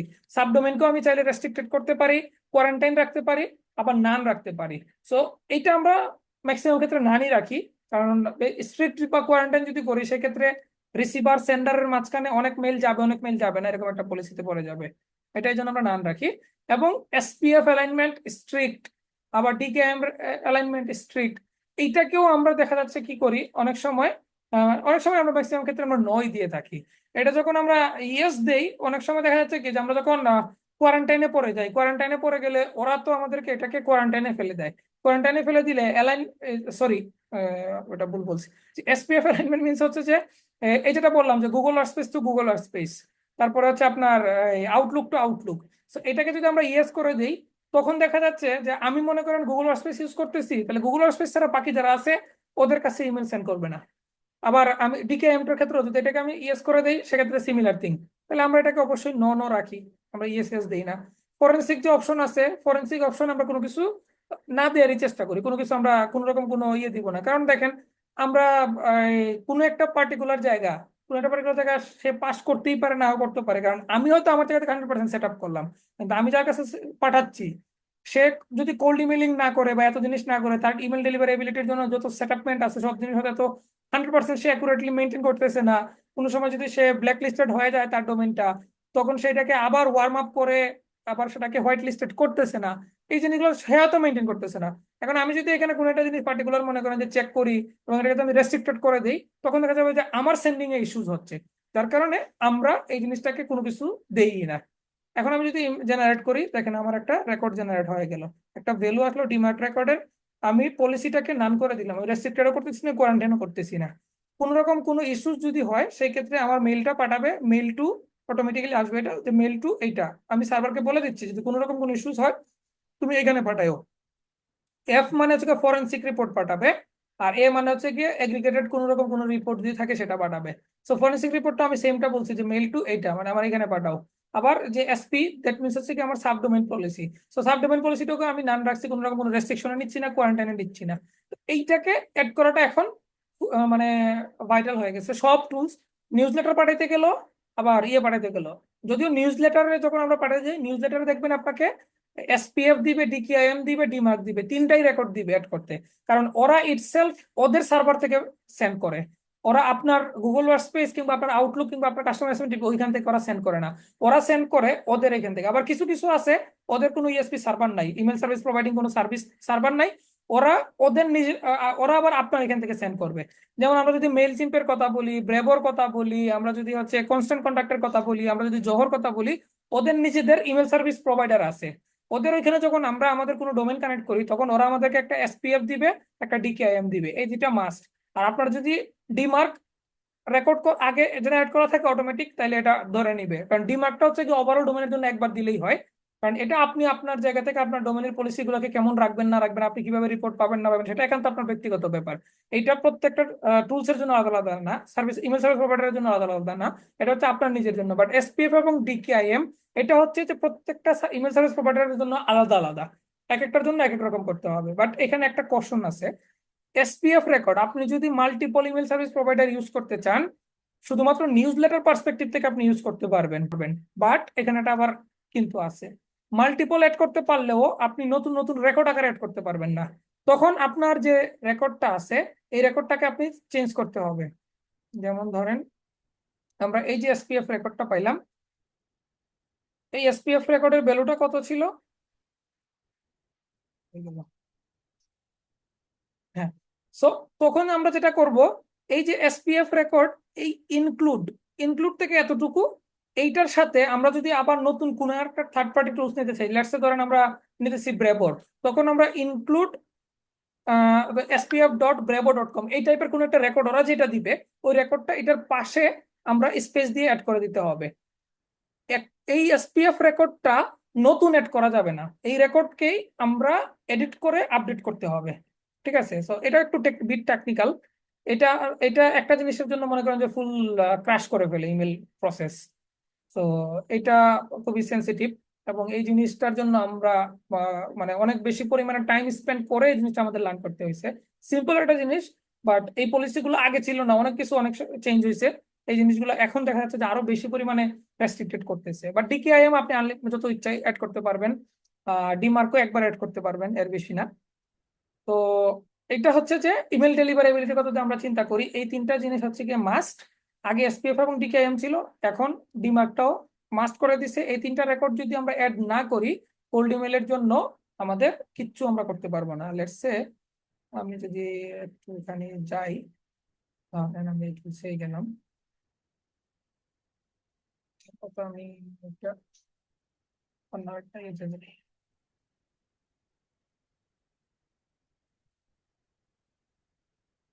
ধরেন আমি এখানেই গেলাম। So, এখানে যাওয়ার পরে দেখেন ওরা আমার কাছ থেকে কি কি রেকর্ড চাচ্ছে, মেইল এক্সচেঞ্জার চাচ্ছে, কারণ মেইল এক্সচেঞ্জার যদি না থাকে তাহলে কিন্তু আমি কোনো কিছুই করতে পারবো না। ওরা আমার কাছ থেকে কি চাচ্ছে, এসপিএফ রেকর্ড চাচ্ছে, ডিমার্ক চাচ্ছে, ডিকেএম চাচ্ছে।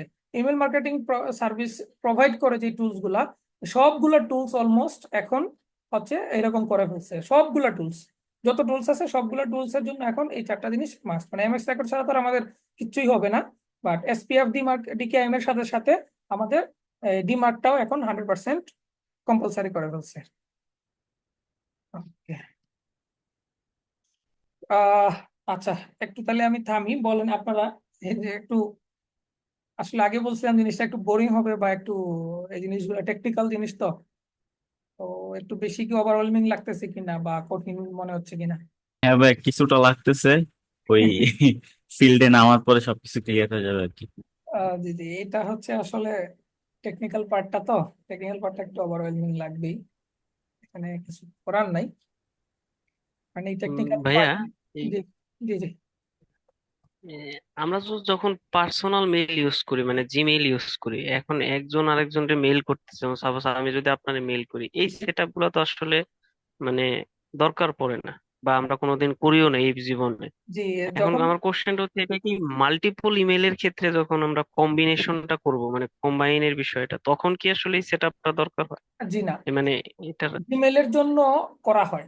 জিমেল যে ডোমেনটা আছে, জিমেলের ডোমেনটার ওনার কে? গুগল। গুগল। ওরা অটোমেটেড একটা সিস্টেম করে রাখছে, আপনি যখন একটা ইমেল ক্রিয়েট করবেন, এই যতগুলো জিনিস আমি বলছি এতক্ষণ অটোমেটিক্যালি ওরা হচ্ছে এই সবগুলো জিনিস সেট আপ করে ফেলে। ওদের ইন্টারনালি সবগুলো জিনিস এরকম ভাবে একটা অটোমেটেড প্রসেস করা আছে। প্রত্যেকটা ইনবক্সের জন্য এটা মাস্ট। আমাদের কেন লাগতেছে, কারণ আমরা নিজেদের ডোমেনে করতেছি। আমরা যে মেলটা সেট আপ করতেছি, এই মেলটা কিন্তু জিমেইলের মেল না। আমরা হয়তো সার্ভার নিতেছি ওদের থেকে, কাস্টম এক্সএমপি। গুগল থেকে আমরা সার্ভারটা নিতেছি, কিন্তু সার্ভারটা আমার ডোমেনের সাথে কানেক্ট করা লাগতেছে। আর জিমেলটা ওর নিজের থাকাতে ওরা ইন্টারনালি এপিআই থ্রুতে এমন একটা অটোমেটেড প্রসেস করে রাখছে। আমি যখন একটা নতুন ইনবক্স ক্রিয়েট করতেছি, ইনবক্স ক্রিয়েট করার একটা ইনবক্স ক্রিয়েট করতেছি, সে অটোমেটিক্যালি আমার জন্য যা যা জিনিস দরকার অটোমেটিক সব সেট আপ করে ফেলতেছে। ঠিক আছে, এটা একটা জিনিস। আরেকটা জিনিস আসেন, আমি কি বললাম, এই এসপিএফ ডিকেএম বা ডিমার্ক এটা সেট আপ করতে হবে কোনটার জন্য? ইনবক্সের জন্য বলছি না ডোমেনের জন্য বলছি? মেইন ডোমেনের জন্য। তাহলে মেইন ডোমেনের ডোমেনের জন্য জন্য, মেইন ডোমেনের জন্য আমরা কয়বার সেট আপ করবো? একবারই। একবারই। একবার করলে, ওই ডোমেনের জন্য তাহলে একবার করলে হয়ে জিমেইলের যাবে। জিমেইলের যে বিষয়টা আছে, জিমেইলের বিষয়টা সে একবার অটোমেটিক্যালি সেট আপ করে ফেলছে। তো তাকে বারবার করা আচ্ছা লাগতেছে আচ্ছা। না, সে তো সেট আপ করাই আছে। ঠিক আছে। তো এখন আমরা যখন এক ডোমেনের জন্য মানে মাল্টিপল সাব ডোমেন ক্রিয়েট করব ক্যাম্পেইনের জন্য, তখন প্রতিটা সাব ডোমেনের জন্য আমাদের এরকম করে ফুল সেট আপটা করতে হবে। আপনার মেইন ডোমেনের জন্য করবেন, সাব ডোমেনের জন্য করবেন না। আর আপনি কি সাব ডোমেন থেকে কখনো ইনবক্স ক্রিয়েট করবেন? এটা তো কখনোই করবেন না। লেটস না, সে ধরেন সাবডোমেন বলতে আমি মানে বুঝাইতে চাচ্ছি যে ধরেন আপনার যে কোম্পানির যে মেইল, এখন ওই মেইল ওই দিয়ে মেইলটা ওই বলছে, ডোমেন দিয়ে তো হ্যাঁ। আর আপনি ক্যাম্পেইন করবেন না। হুম হুম আপনি আদার ডোমেইন ইউজ করবেন ক্যাম্পেইন ইউজ করার জন্য, যাতে ব্লক খাইলেও আপনার কোনো সমস্যা না হয়, হুম, ওই হ্যাঁ, ডোমেইনটা মেইন হুম হুম। ডোমেইনের উপরে ইফেক্ট না পড়ে। তো এখন সেই ক্ষেত্রে বলতেছি যে ওই যে আপনি মাল্টিপল ডোমেইন পারচেস করবেন, 100, 150, 200, ওই ডোমেইনের জন্য তো প্রত্যেকটা ইন্ডিভিজুয়ালের জন্যই তো এরকম আলাদা আলাদা সেট করে আপটা করা করতে লাগে। হবে আর কি। জি, প্রত্যেকটার জন্য করতে আচ্ছা, হবে এইখানে মানে। কি ভাইয়া, জি, বলেন বলেন অটোমেটেড শেষ করেন প্রসেস। ভাই, শেষ। যে আপনি কি হ্যাঁ, অটোমেটেড প্রসেসের কথা বলতেছেন, যে অটোমেটেড কোনো এ আছে কিনা? না অটোমেটেড এর বিষয় না, এটা তো অবশ্যই ধরেন আপনারা জানেন আছে। আর এই সিস্টেমে করার মতো কোনো না কোনো ওয়ে আছে। এখন আমার আরেকটা ইয়ে হচ্ছে কিউরিসিটি যে আমাদের যদি ধরেন কারো যদি সাপোজ আপনার 200 মেইল জিমেইল আছে, জি জি। 200-300 জিমেইল আছে, বাল্ক জিমেইল। ওই জিমেইল দিয়ে কি আমরা আসলে এই ক্যাম্পেইন চালাইতে পারি না, ছোটখাটো আমরা যারা ফার্স্ট হ্যাঁ, আমরা স্টেজে শুরু করব? চালাইতে পারি, অসুবিধা নাই। বাট এটা হচ্ছে আপনি ভলিউম কম রেখে করতেই পারবেন, কোনো সমস্যা নেই। মনে করেন যে 5টা 10টা আপনি মেল পাঠাইলেন, কিন্তু ইস্যুটা হচ্ছে সেক্ষেত্রে আপনাকে দেখতে হবে কোন কোন টুলস গুলা জিমেল কানেকশনটা পারমিট করতেছে। যেমন মনে করেন আমরা যদি ইনস্ট্যান্টলি বলি, তারপর লেম লিস্টের কথা বলি, তারপরে আমরা রিচ ইনবক্সের কথা বলি, বা আমরা reply.io এর কথা বলি, স্মার্ট লিডের কথা বলি, এরকম যেগুলো টপ টপ আপনার কোল্ড ইমেল আউটরিচের টুলস আছে, ওরা জিমেল ওদের এখানে কানেক্ট করতে দেয় না। ঠিক আছে? তো যেহেতু ওদের এখানে জিমেল কানেক্ট করতে দেয় না, কারণ আমি সামনে কেন কানেক্ট করতে দেয় না সেটাও আমি সামনে দেখাচ্ছি, পাওয়া যাবেন কারণ। তো যেহেতু ওরা জিমেইল কানেক্ট করতে দিচ্ছে না, সো সেই ক্ষেত্রে আমরা দেখা যাচ্ছে যে অটোমেটেড করতে পারতেছি না। আবার জিমাস যে টুলসটা আছে, বা এরকম বিভিন্ন এক্সটেনশন আছে, যে এক্সটেনশন গুলো আছে, এই এক্সটেনশন গুলোর থ্রুতে আমরা চাইলে অটোমেট করতে পারি। সো আমরা যদি ওইটা দিয়ে করতে পারি তাহলে করলাম, কোনো সমস্যা নাই। আপনার যদি মনে করেন যে 50টা জিমেইল আছে, জিমেইল থেকে আপনি করবেন, করেন, কোনো সমস্যা নাই। বাট জিমেইল থেকে পাঠাইলে যে মূল বিষয়টা সেটা হচ্ছে আপনার ব্র্যান্ডিং হচ্ছে না, এক। 2 নাম্বার হচ্ছে যে গুগলের যে পলিসি পলিসি আমরা ভায়োলেট করতেছি।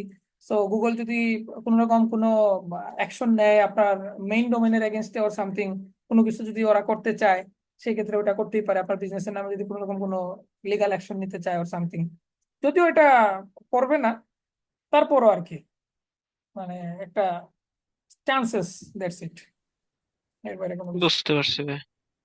ঠিক আছে? তাহলে ইমেল ডেলিভারেবিলিটির জন্য আমরা বুঝলাম যে আমাদের 3টা জিনিস হচ্ছে মাস্ট। একটা হচ্ছে কি এসপিএফ, একটা হচ্ছে ডিকিআইএম, আর হচ্ছে ডিমার্ক। এই 3টা জিনিস আমাদের মাস্ট লাগবে। আর ইমেল সেন্ডিং এর জন্য আমাদের ডোমেইনে পারমিশন লাগবে, মেল এক্সচেঞ্জার প্লাস হচ্ছে এসএমটিপি, 2টা জিনিস করতে হবে। তাহলে এই 5টা জিনিস যদি আমরা করি, মোটামুটি আমরা মনে করেন যে এখন যেই কোনো টুলস এর থ্রুতে আমাদের ক্যাম্পেইন লঞ্চ করার জন্য আমাদের ইনবক্সটা রেডি। ঠিক আছে? কিন্তু ইনবক্স তো আমরা রেডি করলাম, ভালো কথা, সমস্যা নেই। কিন্তু ইনবক্স রেডি করার পরে ডে 1-এ একটা ওয়েব আপনি আজকে ক্রিয়েট করলেন, আজকে ক্রিয়েট করে আজকে যখন আপনার নিজের পার্সোনাল জিমেইলে একটা মেইল পাঠান, ওটা কি প্রাইমারি ইনবক্সে আসে না স্প্যামে চলে যায়? স্প্যামে চলে যাবে ভাই। স্প্যামে চলে ওটা যায়। স্প্যাম থেকে যদি আপনি অ্যাপ্রুভাল দিয়ে দেন যেটা স্প্যাম না, তখন হচ্ছে যে তারপরে আমাদের থেকে আপনার হচ্ছে হুম। তো ইনবক্সে হিট করে। এই যে প্রসেসটা, এটা কেন আপনাদের দিয়ে বলাইলাম, ওয়ার্ম আপ মানে হচ্ছে এইটাই, আয়ের বাইরে কোনো কিছু না। অনেস্টলি যেটা আর কি, ওয়ার্ম আপ মিনস হচ্ছে আপনি আপনার মেইলে যদি মেইল পাঠাইছেন, অথবা আপনার পরিচিত 20টা মানুষকে আপনি ম্যানুয়ালি এরকম ভাবে মেইল পাঠাইছেন, ঠিক আছে? 20টা মেইলই স্প্যামে চলে গেছে। এই 20 জনকে আপনি আবার কল করে বলছেন যে আমি আমার নতুন একটা ইনবক্স ক্রিয়েট করছি, এই ইনবক্সটা স্প্যামে গেছে, এটা একটু কষ্ট করে মার্কেজ নট স্প্যাম দে। আবার কাউকে কাউকে বললেন যে একটু রিপ্লাইও কর। ঠিক আছে? তাহলে এই যে মার্কেজ নট স্প্যাম করলো, আবার কয়েকজন রিপ্লাই করলো, তাইলে আর যে ইএসপি সার্ভার গুলো আছে, যতগুলা ইএসপি সার্ভার প্রোভাইড আছে, সবগুলো অটোমেটিক্যালি একটা সিগন্যাল পাওয়া গেছে এই যে ডোমেইন থেকে মেইলটা ক্রিয়েট করা হয়েছে, এই ডোমেইনের এই মেইলটা একটা ট্রাস্টেড পারসন, এটা কোনো স্প্যাম করতেছে না, সিগন্যালটা পাইছে না? এই- এইটা কি ভাইয়া আপনার হচ্ছে ডিফারেন্ট ডিফারেন্ট ইমেল সার্ভিস প্রোভাইডারে পাঠাইতে হবে, যেমন জিমেইলে, আউটলুকে, ইয়াহুতে, এরকম জি জি। এরকম এই যে ভাবে? নাকি ধরেন হ্যাঁ, আপনি যদি 20 জন আপনার ফ্রেন্ড আছে, সবারই জিমেইলে অ্যাকাউন্ট আছে, তার এখন মানে শুধুমাত্র সবাইরে শুধু যদি জিমেইল, জিমেইলেই পাঠান, সেক্ষেত্রে শুধু শুধু জিমেইল হইলো? জিমেইলটা সিগন্যাল পাইলো, আউটলুক তো সিগন্যাল পাইলো না, কাস্টমার এসএমটিপি বা বিভিন্ন যে এসএমটিপি গুলো আছে এটা তো সিগন্যাল পাইলো না। এখন এটা করতে গেলে দুনিয়াতে কত ইমেল সার্ভিস প্রোভাইডার আছে, এত ইমেল সার্ভিস প্রোভাইডার আপনি পাবেন কই? এত ইনবক্স তো আপনার কাছে নাই যে আপনি পাঠায় ওদেরকে বলবেন আবার ফোন করে যে এ বাবা তুই এটা কর, স্প্যাম থেকে ইয়েতে নিয়ে আয়। এটা তো নাই আমাদের কাছে, তাই না? এইটা না থাকার কারণেই হচ্ছে এই যে অটোমেটেড ইনফ্রাস্ট্রাকচারে যে আমরা ওয়ার্ম আপ প্রসেসটা করি। বিভিন্ন টুলস আছে, যেই টুলস গুলোর কাছে নিজেদের হাজার হাজার ইনবক্স আছে। হাজার হাজার ইনবক্সে ওরা অটোমেটিক্যালি আপনার ইনবক্স যখন আপনার ইনবক্সটা কানেক্ট করে দিবেন, আপনার ইনবক্সটা কানেক্ট করার পরে ওরা ওদের যে মেইল গুলো আছে, ওদের কাছে কয়েক হাজার মেইল কিনা আছে বিভিন্ন সার্ভিস প্রোভাইডারের। আপনার গুগল ওয়ার্কস্পেসের আছে, আউটলুকের আছে, তারপর পার্সোনাল জিমেইল আছে, তারপর বিভিন্ন যত রকম যত কাস্টমার এসএমটিপি আছে, মোটামুটি সব কাস্টমার এসএমটিপির আছে। ওই সবগুলাকে ওরা অটোমেটেড একটা সিস্টেম করে রাখছে, ওরা একটা টুলস বানায় রাখছে। যেমন আমরা বিভিন্ন টুলস অনেক সময় ইউজ করি না, যে আমরা আমাদের ইমেলটা পড়ার জন্য বা আমাদের ইমেল গুলো যখন আসে এক্সটেনশন আমরা অনেক সময় ইউজ করি, যে বিভিন্ন ইমেলের ইনবক্স গুলো আমার একটা জায়গায় আসবে, ওইখান থেকে আবার আমরা চাইলে বিভিন্ন ট্যাগ করতে পারি আলাদা করে ফোল্ডারে চলে যাওয়ার জন্য, বিভিন্ন রকম জিনিস করার জন্য বিভিন্ন এক্সটেনশন আছে। তো ওরা হচ্ছে এরকম স্ক্র্যাপিং এর মতো, স্ক্র্যাপিং টুলস যেরকম ভাবে রেডি করে ওইরকম ভাবে ওরা টুলস রেডি করছে, যেখানে আমি যদি ইনবক্স পাঠাই, আমি যদি ওদের এখানে এটা সেট আপ করে রাখি, ওদের নিজেদের ইন্টারনাল যে ইনবক্স গুলো আছে, ইনবক্স গুলোতে আপনার ইনবক্স থেকে মেল সেন্ড করবে, এবং আপনার ইমেল থেকে যখন মেল সেন্ড করবে, ওইখানে আপনি বলে দিতে পারবেন যে আপনার এখানে মেল সেন্ড করার পর আপনি কত পার্সেন্ট ইনবক্সে, যেমন লেটস আমি এখানে আসি,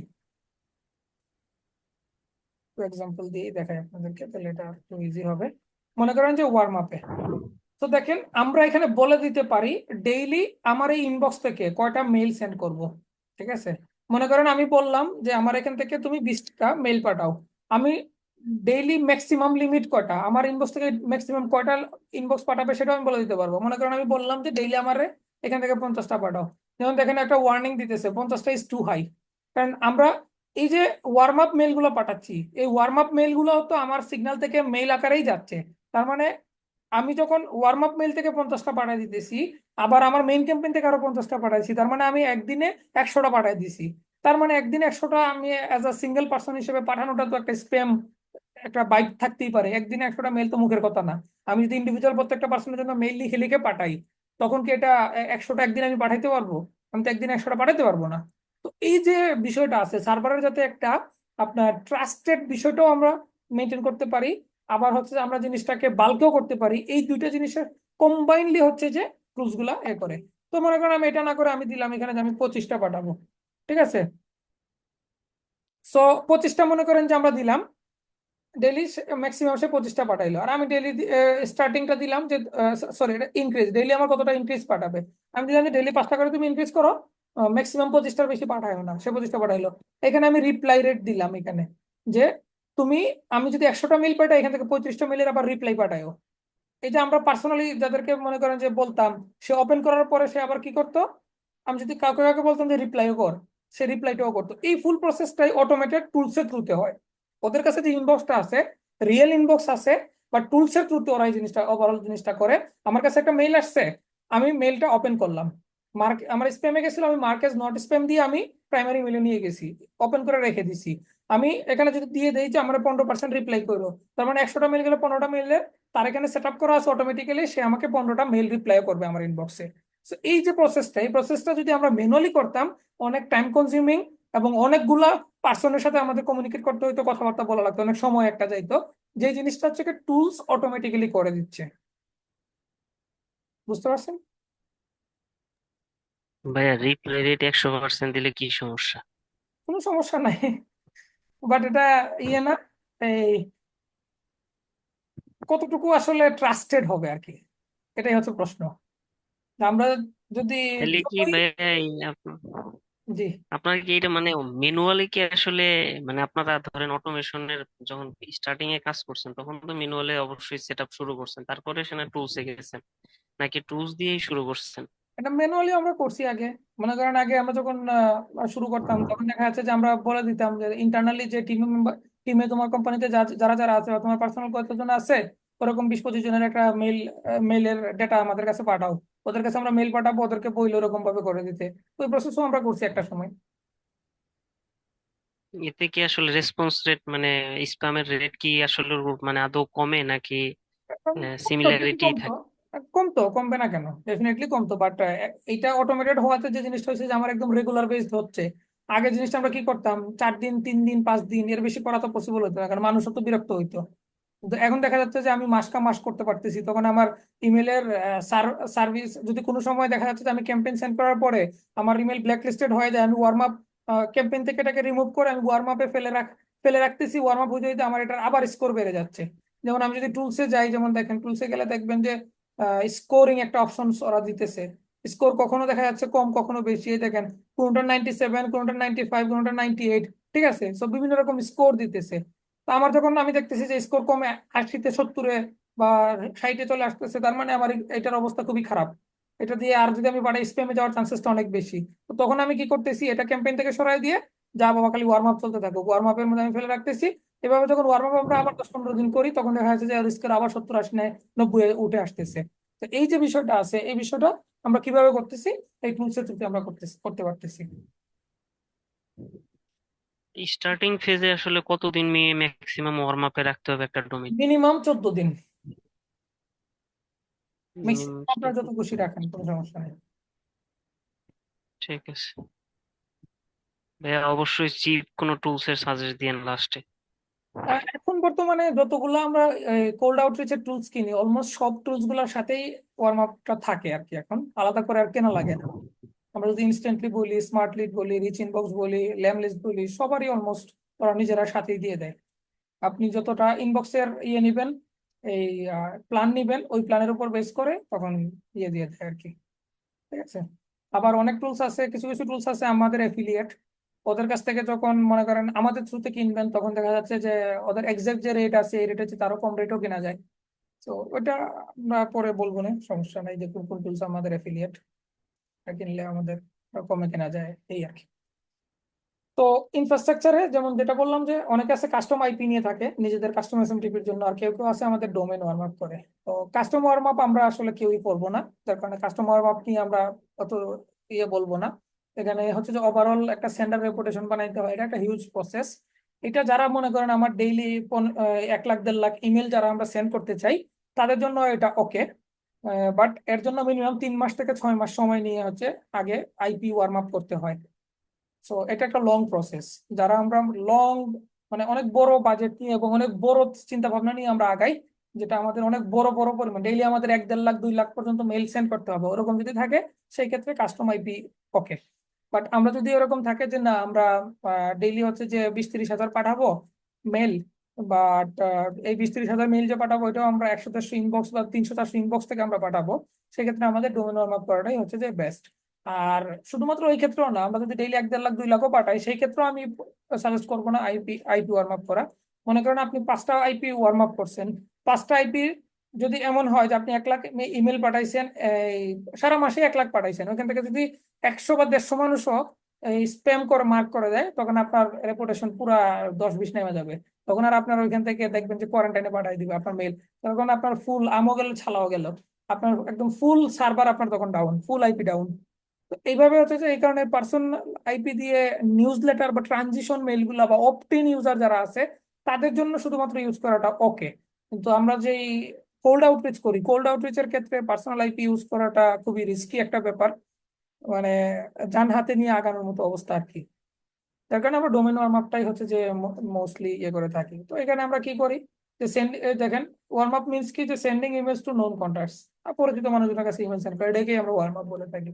তো এক্ষেত্রে আমরা টুলসের ক্ষেত্রে যদি করি, সেক্ষেত্রে আমরা দেখবো যে আমাদের বাউন্স রেট কেমন, বা কিছু অ্যাডজাস্টমেন্ট আমরা করব, যে কতগুলো আমরা সেন্ডিং করতেছি, কতগুলো ওপেন আসতেছে, আমরা অনেক সময় ওপেনিং বাড়ায় দিব, অনেক সময় কমাই দিব, এই জিনিসগুলো অনেক সময় আমরা ইয়ে করবো, একটু টুইকিং করে তারপরে হচ্ছে যে আমরা ইয়ে করে থাকি।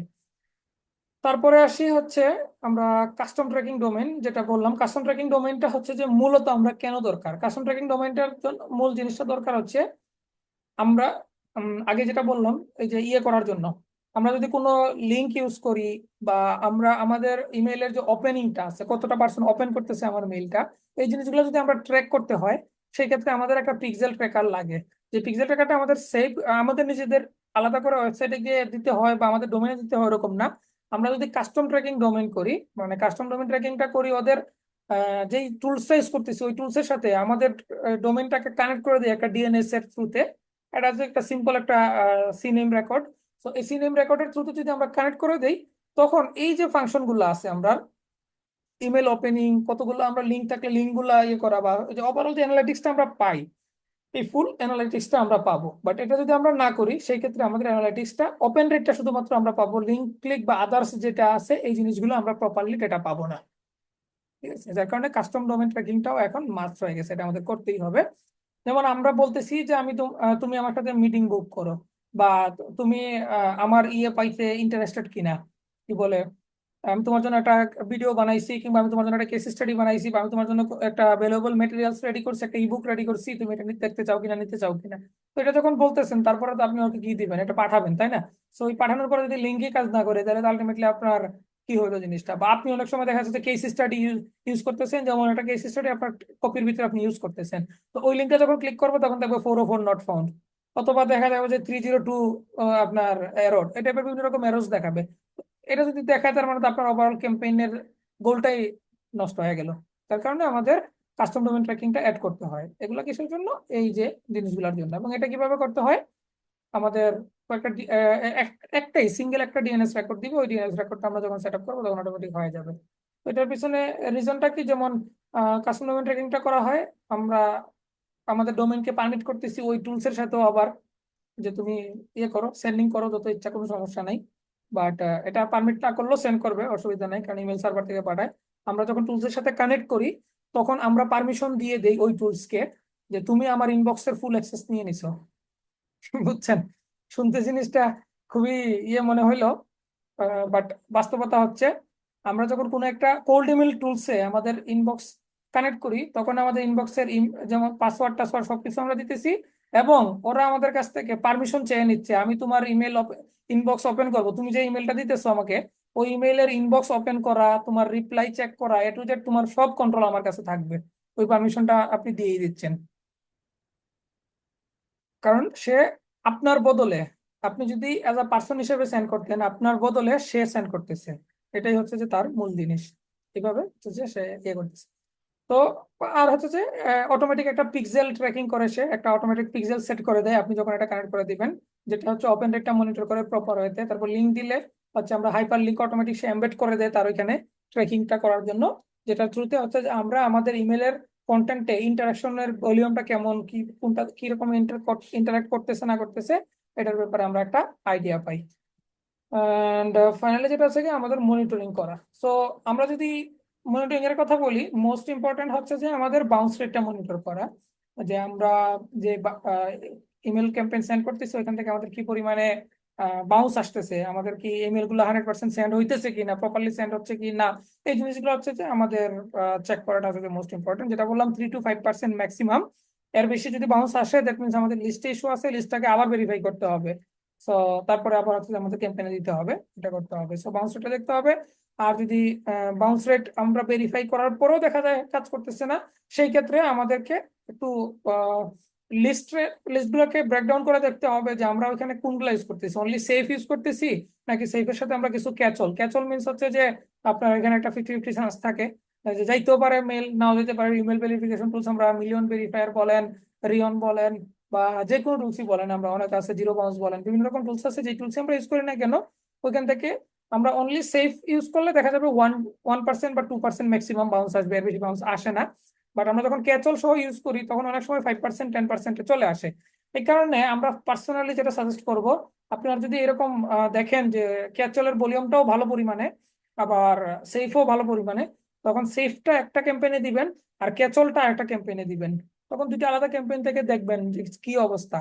যদি দেখা যায় যে না, ক্যাচলের ক্যাম্পেইন অনেক বেশি বাউন্স আসতেছে, তখন ওই ক্যাম্পেইনটা পজ করে দিলেন। আর যেটা সেফের ক্যাম্পেইন চলতেছে, ওই ক্যাম্পেইনটা আপনার রানিং থাকলো। কারণ আমরা কখনোই বলি না যে ক্যাচল 100% বাদ দিয়ে দেন, কারণ ক্যাচলে একটা চান্সেস থাকে, 50% চান্সেস আপনার আছে, যাইতেই পারে 50%। সো 50% যদি যায়, খারাপ না, গেল আপনার ওভারঅল। এটা যদি আলাদা ক্যাম্পেইনে দিতেছেন, তাহলে এই ক্যাম্পেইনই পার্টিকুলারলি কিছু হ্যাম্পার্ড হবে, আপনার ইয়েতে হ্যাম্পার্ড হলো না খুব একটা, কি বলে, মেইন যে ক্যাম্পেইন আছে ওই ক্যাম্পেইনে খুব একটা হ্যাম্পার্ড হইলো না। আবার যদি দেখেন যে না 5% আপ হয়ে গেছে, তখন সাথে সাথে আবার পজ করে দিবেন ক্যাচলের যে ক্যাম্পেইন আছে। তারপর হচ্ছে যে আমাদের স্প্যাম কমপ্লায়েন্ট মনিটর করা আছে। স্প্যাম কমপ্লায়েন্ট মনিটর করাটা এটা এখানে না বলে একটু নিচের পার্টে বলি, যেটা হচ্ছে আমাদের কমপ্লায়েন্স। তো কমপ্লায়েন্সে আসলে দেখেন, ক্যান স্প্যাম অ্যাক্ট আছে, আবার জিডিপিআর আছে, আর ডেটা সিকিউরিটি মেজারমেন্টের বিষয়টা হচ্ছে যে আমরা ইয়ে করা। তো ক্যান স্প্যাম একটা হচ্ছে আসলে মূলত কানাডা, নর্দার্ন আমেরিকা, ওরা হচ্ছে যে এইটা পলিসি ইয়ে করে। তো এখানে আসলে কোল্ড ইমেলের পারমিট করা আছে। কারোর সাথে যদি আপনি কোল্ড ওয়েতে কোনো ইয়ে করতে চান, কোনো বিজনেসের জন্য কথাবার্তা বলতে চান, সেই ক্ষেত্রে সেটা আপনার ইয়ে আছে। বাট এই যেটা বললাম যে ডিসক্লোজ করতে হবে আপনার সেন্ডারের আইডেন্টিটি। আপনি যদি মনে করেন কোনো আইডেন্টিটি আপনার শোকেজ না করে, লেটস সে আপনি info@, আপনার ডোমেইন দিলেন, ওটা দিয়ে যদি আপনি কোল্ড ইমেল করেন, এটা স্প্যাম অ্যাক্টের এগেনস্টে যায়। সো এইরকম জিনিসটা করাটা উচিত না। আবার যদি আপনি দেন, আপনার নাম দেন, লেটস ধরেন সোহান@ওলেক, সো এরকম ভাবে দেওয়া হইলো, তার মানে সে বুঝতেই পারলো যে ওলেক থেকে সোহান নামের একজন আমাকে রিচ আউট করছে। তো এইভাবে আপনি দিতে পারেন। ইভেন নিউজ লেটার যখন পাঠাবেন সেটাও ওইভাবে ইউজ করতে পারেন। আবার যদি পুরো নাম দেওয়া যায় সেক্ষেত্রে তো খুবই ভালো, যে সোহান তালুকদার পুরোটা থাকলো, তো তার মানে বুঝতে পারলো যে সোহান তালুকদার নামে একজন আমাকে রিচ আউট করছে। তারপরে মোস্ট ইম্পর্টেন্ট যেটা হচ্ছে opt out mechanism. Opt out mechanism means হচ্ছে যে ওই যে আনসাবস্ক্রাইবের অপশনটা ক্লিয়ার রাখতে হবে। তো অনেক টুলস আছে যারা লিংক ইউজ করতে দেয়, যে ক্লিক দিলে ওয়ান ক্লিক আনসাবস্ক্রাইব হয়ে যাবে। বাট ফার্স্ট মেইলে আমরা কখনো সাজেস্ট করি না যে ক্লিক মেইল দিতে। যার কারণে কোল্ড ইমেলের পলিসিতে এটা আছে, আপনি যদি পিএস দিয়ে বলে দেন, তোমার যদি মনে করো যে আর ফার্দার কোনো মেইল পাইতে না চাও বা কোনো কিছু ইয়ে, সেক্ষেত্রে তুমি একটা সিম্পল রিপ্লাই দিয়ে না করতে পারো। আশা করি এই জিনিসগুলো মনে হয় কামরুল ভাই লাস্ট ক্লাসে বলছে হোয়াট এভার, সো এটা নিয়ে আমি আর বলতেছি না ড্রপ আউট মেথডটা। সো জিডিপিআর কমপ্লায়েন্স আছে কিছু আউটরিচের জন্য। তো এই জিনিসগুলো একটু দেখে নিবেন। সো এগুলো রেকর্ড আসলে অনেক বড় বড় জিনিস, অনেক ব্রিফ লেখা আছে। তো এই জিনিসগুলা আহ, এত ডিটেলসে আপনাদের না জানলেও হবে, যেহেতু আপনারা সার্ভিসের জন্য এ করতেছেন না বা ইয়ে না। তো আমরাও এতদিন ধরে এত ক্লায়েন্টের সার্ভিস দিতেছি, এ করতেছি, এখন পর্যন্ত আসলে খুব বেশি হয় না। একদিন একটা ক্যাম্পেইনে একটা ক্লায়েন্টের শুধুমাত্র এরকম ভাবে রিপ্লাই পাইছিলাম, বলছিল যে আমি তোমার বিরুদ্ধে মামলা করব। ওরকম একটা রিপ্লাই আসছিল, যে তোমাকে কে পারমিশন দিছে আমাকে মেল পাঠানোর। তো এটা আমরা এত এত মেল, লাখ লাখ মেল পাঠানোর পরেও দেখা যাচ্ছে যে শুধুমাত্র সোফার একটা মেল এরকম পাইছিলাম। তাছাড়া আর কারো ওরকম ভাবে পাই নাই। তো সবাই জানে আসলে কোল্ড ইমেল করতে গেলে, কারণ আপনার মিনিমাম যে যে জায়গাটা আছে, আপনি আপনার জায়গা থেকে যদি ক্লিয়ার করেন আপনি কে, আপনার যদি আপনার ব্যাপারে জানতে চায়, আপনার বিজনেসের ডোমেইন দেখলে জানতে পারবে। এই জায়গাগুলো যখন ক্লিয়ার থাকে তখন অটোমেটিক্যালি দেখা যাচ্ছে যে সে বুঝতেছে কে আউটরিচ করতেছে। কোনো আবার হচ্ছে যে বিভিন্ন রকম স্প্যাম ওয়ার্ড গুলো ইউজ করা যাবে না। এটা আশা করি কপি পার্টে হয়তো ভাই কথা বলছে যে স্প্যাম ওয়ার্ড কোন কোন জিনিসগুলো আমরা রাখতে পারি, কোনগুলো রাখতে পারি না। তারপরও আমি ক্লাস শেষে কয়েকটা স্প্যাম ওয়ার্ড আমি দিয়ে দিব না, যে বেসিক্যালি এই ওয়ার্ড গুলো আমরা যদি ইউজ করি সেক্ষেত্রে জিডিপিআর রুলস বা ক্যান স্প্যাম রুলস এর ভিতরে পড়ে যায় অনেক সময়। সো এই ওয়ার্ড গুলো আমরা ইউজ করতে পারবো না। এন্ড মোস্ট ইম্পর্টেন্ট হচ্ছে ডাটা সিকিউরিটি মেজার। আমরা যে কাস্টমারের ডেটাগুলো নিচ্ছি, তার ডাটাটা আমাদের কাছে সিকিউর থাকবে কিনা, ওইটা আমাদের যে প্রাইভেসি পলিসি যে ওয়েবসাইটের পেজ আছে, ওই পেজে যাতে আমরা এই জিনিসটা মেনটেন করি, আমরা বলে দেই। মানে এটা একটা লাইনের থ্রুতে আমরা বলে দেওয়া যে আমরা তার ডাটা নিয়ে কোনো রকম কোনো থার্ড পার্টির কাছে আবার সেল করতেছি না, বা তার ডাটা আমাদের কাছে সিকিউর থাকবে। সো তারপর কোনো রকম কোনো ব্রিচ হবে না তার ডাটা, এরকম যে জিনিসগুলো আছে নর্মালি যেটা হয় আর কি প্রাইভেসি পলিসিতে দেওয়া, এই জিনিসগুলো দিতে হবে। তো ওয়েবসাইটে যখন এই জিনিসগুলো আমাদের ডিসক্লোজ করা থাকবে, আমাদের প্রাইভেসি পলিসি পেজে, টার্মস এন্ড কন্ডিশন পেজে যখন ডিটেলস থাকবে, তখন আসলে অটোমেটিক্যালি কমপ্লায়েন্সটা আমরা মেনটেন করে ফেলি, কমপ্লায়েন্সের ভিতরে পড়ে যায় ওইটা আসলে। আর তখন আলাদা করে তো ইয়ে কনসার্নের জায়গা না। তো এই হচ্ছে যে আমরা যদি বলি আমাদের ইনফ্রাস্ট্রাকচার সেটআপের জায়গা থেকে, এই হচ্ছে যে পুরো প্রসেস। এইভাবে হচ্ছে যে আমাদেরকে টেকনিক্যালি সবগুলো জিনিস মাথায় রাখতে হবে, এবং সবগুলো জিনিস মাথায় রেখে দেন হচ্ছে যে আমাদের কাজ করতে হবে। তাহলে এরপরের কাজটা কি তাহলে? আমরা সব জিনিস তো পাইলাম, তারপরের কাজ হচ্ছে এখন আমরা কোনো একটা টুলস চয়েস করা। ঠিক আছে, আমরা ইমেল ডেলিভারেবিলিটি কিভাবে কি করতে হবে, ইমেল সার্ভিস প্রোভাইডার আমরা কিভাবে নিব, ডিএনএস কিভাবে কি করা লাগবে না লাগবে, সব জিনিস আমরা জেনে গেলাম। তারপরের ধাপটাই হচ্ছে যে আমাদের কিভাবে আমরা কোনো টুলস চয়েস করবো, বা কোন যেই টুলস আমরা চয়েস করি, হোয়াট এভার, এক একজনের প্রেফারেন্স একরকম থাকতে পারে। যার যার ডিমান্ড অনুযায়ী কার কি পরিমাণ জিনিস দরকার। যেমন আমরা যদি মাল্টি চ্যানেল করতে চাই, লিঙ্কডইন প্লাস ইয়ে দুটো একসাথে, সেক্ষেত্রে নেম লিস্ট নিতে হবে, রিপ্লাই আইও নিতে হবে। ইনস্ট্যান্টলিতে মাল্টি চ্যানেল নাই, তারপর আমরা ইনস্ট্যান্টলি নিতে পারবো না। তো রিচ ইনবক্সে মাল্টি চ্যানেল নাই, রিচ ইনবক্স নিতে পারবো না। তো এরকম ভাবে হচ্ছে যে আমার ক্যাম্পেইন গোলের উপর বেস করে আমরা চিন্তা করবো যে কোন টুলসটা আমরা নিব, কোন টুলসটা আমরা নিব না। বাট যে টুলসই নেই, এই টুলস এর আগে হচ্ছে আমাদের এই যে সেটআপমেন্টটা আছে, এই সেটআপমেন্টটা সবগুলো জিনিস আমাদের করে ফেলতে হবে। তারপরে আমাদের কাজটা হচ্ছে আমরা এই সবগুলো সেট আপ করার পরে টুলসে যাব, টুলসে গিয়ে আমরা কানেক্ট করে নিব আমাদের ইমেল গুলো, অ্যান্ড দেন হচ্ছে যে আমরা একটা ক্যাম্পেইন সেট আপ করবো। ঠিক আছে, মনে করেন এখানে এইরকম ভাবে থাকবে ব্ল্যাঙ্ক, আমাদের কোনো কিছু নাই, ক্যাম্পেইনও নাই, কোনো কিছু নাই। ঠিক আছে, সো কোনো কিছুই আমাদের এখানে নাই। এখন আমাদের কাজ হবে যে আমরা যেই ইমেল ইনবক্স গুলো সেট আপ করছি আমাদের, এই সেট আপমেন্টটা এখন আমরা টুলসের সাথে কানেক্ট করে দেওয়া, যাতে ওদেরকে আমরা পারমিট করে আমরা ক্যাম্পেইনের জন্য চিন্তা করতে পারি। প্রথমে ওয়ার্ম আপ করবো, ওয়ার্ম আপ কিছুদিন হয়ে গেলে দেন হচ্ছে যে আমরা সিকোয়েন্স রেডি করবো, সিকোয়েন্স রেডি করে সিকোয়েন্সটা আমরা ক্যাম্পেইন লঞ্চ করে দিব। দেন হচ্ছে যে আমাদের যে অপটিমাইজেশন প্রসেস আছে, কিছুদিন পর পর আমরা দেখবো কোনটা কাজ করতেছে কোনটা কাজ করতেছে না। সাবজেক্ট লাইন কাজ না করলে সাবজেক্ট লাইন চেঞ্জ করবো, যদি আমাদের লেখা কাজ না করে লেখা চেঞ্জ করবো, যদি দেখা যায় আমাদের আবার অফারই কাজ করতেছে না, আমাদের লিডেরই ভুল আছে, কোন জায়গায় ভুল আছে ওইগুলো আমরা আস্তে আস্তে আইডেন্টিফাই করবো, দেন হচ্ছে যে আমাদের অল ডান হয়ে যাবে। সো আমি টুলসের সেট আপে যাবো, প্র্যাকটিক্যালি একটা দেখাবো একটা ইনবক্স আপনাদেরকে কানেক্ট করে। বাট এর বাইরে আপনাদের এই পর্যন্ত কোনো রকম কোনো কোয়েশ্চেন আছে কিনা বা কোনো কিছু জানার আছে কিনা একটু বলবেন আর কি, সেট আপ করি। ওকে, তাহলে আমরা কি বলছিলাম, প্রথমে হচ্ছে আমরা ইয়েতে যাব, আমাদের কেনাডান আমরা পারচেস করে ফেলছি, গুগলে যাই বা যে আমরা রিসেলারের কাছ থেকে নেই, যেখান থেকে আমরা নেই না কেন, আমরা মনে করেন যে ইয়ে কিনে দিছি, এই ইনবক্স আমরা কিনছি। সো ইনবক্স কেনার পরের ধাপটা হচ্ছে এটা, ওকে।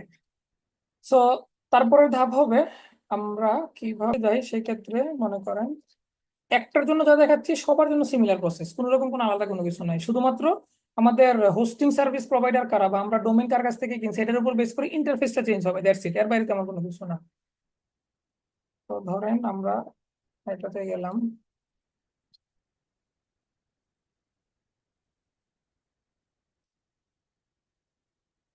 হচ্ছে আমাদের হুম,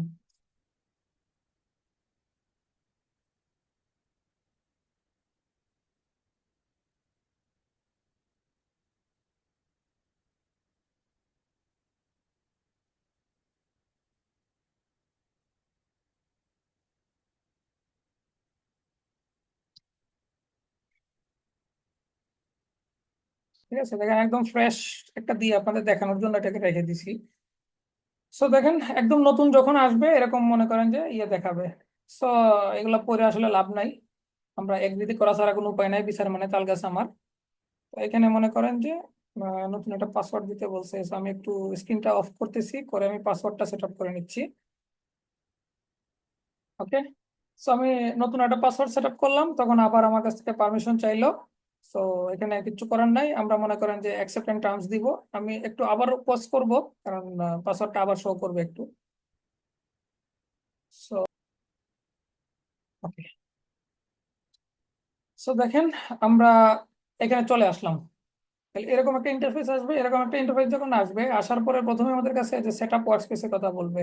সো সেটআপ ওয়ার্কস্পেসের ফার্স্ট কাজটা হবে হচ্ছে ডোমেনটা ভেরিফাই করা। তাহলে আমরা যদি এখানে ক্লিক করি, এখানে ক্লিক করলে দেখবেন আমাদের কাছে কিছু রেকর্ড দিবে। রেকর্ডটা দিয়ে আমরা হচ্ছে যে ডোমেনটা আগে হচ্ছে কানেক্ট করে নিব। তো এখানে মনে করেন আপনাকে বলতেছে যে তোমার ডিএনএস প্রোভাইডার যেখানে আছে বা ইয়ে কোন জায়গায়, এই ডোমেনটা কোন জায়গায় আছে এখানে যাইতে হবে, গেলে এরকম ভাবে রেকর্ডটা দিবে। সো এটা একটা টিএক্সটি রেকর্ড অ্যাড করতে বলছে, আর হোস্ট নেমের এখানে বা এলআইএস এর এখানে ভ্যালু দিতে বলছে @। তাহলে আমি এই ভ্যালুটা ক্রিয়েট কপি করলাম, কপি করে আমি এই ডোমেনটাতে আসছি। সো আমি এই ডোমেনটাতে গেলাম, এই ডোমেনের ডিএনএস এ গেলাম। ডিএনএস এ যাওয়ার পরে আমি নতুন রেকর্ড অ্যাড করতে হবে। সো আমার হোস্ট বলছে হচ্ছে দিতে হবে, টাইপ বলছে আমাকে হচ্ছে টিএক্সটি দিলাম, টিএক্সটি দিলাম, আর ভ্যালু যেটা আমি আছে ভ্যালুটাকে আমি কপি করে দিলাম, এটাকে ক্লিক দিলাম, সেভ করে ফেললাম। ঠিক আছে, তার মানে আমার যে জিনিসটা চাইছিল, আমাকে কি বললো যে আমার ডোমেনটা এইরকম এরকম ভাবে টিএক্সটি রেকর্ডটা অ্যাড করতে হবে, তাহলে টিএক্সটি রেকর্ডটা আমরা অ্যাড করে ফেললাম। এখন এখানে ক্লিক দিলে এই যে বললাম যে কানেকশন প্রপাগেশনের একটা টাইম নিবে। এখন ওরা চেক করলো যে আমি যে ওরা যে রেকর্ডটা দিছিল এই রেকর্ডটা আমার ডোমেনের সাথে কানেক্টেড কিনা, এই দেখছেন ওরা কি বললো, great job, this domain is protected. So ডোমেনটা প্রোটেক্টেড হয়ে গেছে, তখন আমার ডোমেন আমি ভেরিফাই করে ফেলছি। নেক্সট কাজ আমার কি হবে, আমরা কি বলছিলাম, এমএক্স রেকর্ড অ্যাড করা। ঠিক আছে, সো এখন দেখেন আমি ভেরিফাই ডোমেনের কথা বলছে, ডোমেনটা আগে আমি কানেক্ট করে নিছি, ওর সাথে ভেরিফাই করলাম। দেন বলছে এখন ওয়ার্ক স্পেস সেট আপ করো। তোমার ডোমেন তুমি, কারণ আমি একদম ফ্রেশ অবস্থায় নিচ্ছি, এই কেবলমাত্র কিনছি, কেনার পর আর কিছু করিনি আপনাদেরকে দেখাবো বলে। তাহলে ভেরিফাই করলাম আমি যে ডোমেন কিনছি, এটা যে আমিই কিনছি এটা আমি প্রমাণ দিলাম। দেন হচ্ছে এখন আমি অ্যাক্টিভেটে যাব, গুগল আর্ট স্পেস অ্যাক্টিভেট করব। সো গুগল আর্ট স্পেস যদি অ্যাক্টিভেট করতে হয় সেক্ষেত্রে ওরা আমাকে কি কি দিচ্ছে আমার কাছ থেকে। ফার্স্ট যে বিষয় সেটা হচ্ছে আমাদের ইউজার একটা ক্রিয়েট করে নিই আমি, ইউজার পরে ক্রিয়েট করতেছি।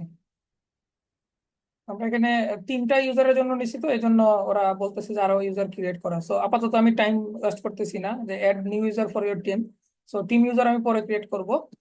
এখন আমাকে কি বলতেছে যে set up Gmail for your business domain, ঠিক আছে, এবং প্রপাগেট হয়ে ওভারঅল হইতে 48 ঘন্টার মতো টাইম লাগবে, এটা বলে দিছে। সো ডিএনএস অনেক সময় একটু সময় লাগে, 10-15 মিনিটের ভিতরে হয়ে যায়, আবার ম্যাক্সিমাম হচ্ছে 48 ঘন্টার মতো সময় নেয়। সো এটা নিয়ে এক এক সার্ভারের জন্য এক এক রকম হয়, ওটা নিয়ে হেজিটেট ফিল করা দরকার নেই, কারণ আপনি ডোমেন কোন জায়গা থেকে কিনছেন, হোস্টিং কোন জায়গা থেকে, কি হচ্ছে না হচ্ছে, ওটা অনেক কিছুর উপর ডিপেন্ড করে। তো আমি মনে করেন ক্লিক দিলাম, দিয়ে এখন আমি অ্যাড করতে গেলাম, যে অ্যাক্টিভেট করব। সো আবার আগের মতো আমাকে বললো যে তোমার যে ডিএনএস প্রোভাইডার আছে, কোন জায়গাতে তোমার ডোমেইন আছে বা হোস্টিং আছে, ওইখানে যাও। আমি এখানে আবার ক্লিক দিলাম, দিয়ে বললাম যে হ্যাঁ আমি গেছি। এই দেখেন ওরা এখন আমাকে কি দিচ্ছে, এমএক্স রেকর্ড দিচ্ছে। সো প্রথমে কি বললো, যে review your existing DNS record and delete any non Google MX record you see. So যদি এখানে অন্য কোনো এমএক্স রেকর্ড থেকে থাকে বা প্রিভিয়াস কোনো এমএক্স রেকর্ড থেকে থাকে যেটা গুগলের সাথে ম্যাচ করে না, সেই ক্ষেত্রে এটা তুমি আগে ডিলিট করে দাও। তাহলে মনে করেন আমি এখানে আসলাম, আসার পরে দেখেন আমার এখানে কোনো এমএক্স রেকর্ড নাই, কারণ আমি এখানে কোনো কিছু এখনো পর্যন্ত অ্যাড করি নাই, যার কারণে আমার এখানে কোনো এমএক্স রেকর্ড নাই। তাহলে যেহেতু এমএক্স রেকর্ড নাই, আমার কোনো কিছু ডিলিট করার নাই, তাহলে ফার্স্ট পার্ট বাদ গেল। সেকেন্ড কি বললো, যে create a new DNS record like the one শোন ইন দ্য এক্সাম্পল। সো এখানে যেটা বললো এরকম অনুযায়ী আমরা একটা এমএক্স রেকর্ড ক্রিয়েট করতে বলছে। তাহলে কি ক্রিয়েট করতে বলছে, টাইপে আমার এমএক্স ইয়ে করতে হবে, আর এখানে আবারও আগের মতো করে অ্যাড দিতে বলছে। হোস্টের জায়গায় আমাদের অ্যাড দিতে বলছে। বিভিন্ন জায়গায় বিভিন্ন নামে হয়, কেউ কেউ নেম বলে, কোনো সার্ভিস প্রোভাইডারে দেখবেন, কোনো জায়গায় দেখবেন হোস্ট বলবে, কোনো জায়গায় বলবে এলআইএস। সো যেই হোস্টিং প্রোভাইডারে বা যেই ডোমেন প্রোভাইডার বা যেই প্যানেল আপনি নিতেছেন, ওই প্যানেলে যেরকম থাকবে ওটার রেসপেক্টে এখানে বলছে যে @ বসাইতে, তারপর প্রায়োরিটিতে বলছে 1 বসাইতে, আর টিটিএল এ বলছে 1 আওয়ার বসাইতে। অনেক জায়গায় 1 আওয়ার থাকে, অনেক জায়গায় দেখা যাচ্ছে যে 3600 দেওয়া থাকে। সো আমরা যেটা মন চাই এটা বসাই, এটা কোনো সমস্যা নাই। দেন ভ্যালুর কথা বলছে spmx.l.google.com, ঠিক আছে, এই জিনিসটা আমাদেরকে অ্যাড করতে বলছে। সো দেখেন আমাদের ফাইনালি ভিজুয়াল কি দিল, এটা হচ্ছে আমার প্রায়োরিটিতে বসবে, এটা আমার হোস্টে বসবে, আর এটা হচ্ছে আমার সার্ভারের অ্যান্সারে বসবে, টিটিএল এ 1 আওয়ার বসবে। তাহলে আমি বাকিগুলো তো আমার মুখস্থ থাকবে, যেহেতু একটা একটা ওয়ার্ড, আমি শুধু এটা কপি করে নিলাম। কপি করে নিয়ে আমি এখানে অ্যাড রেকর্ডে দিলাম।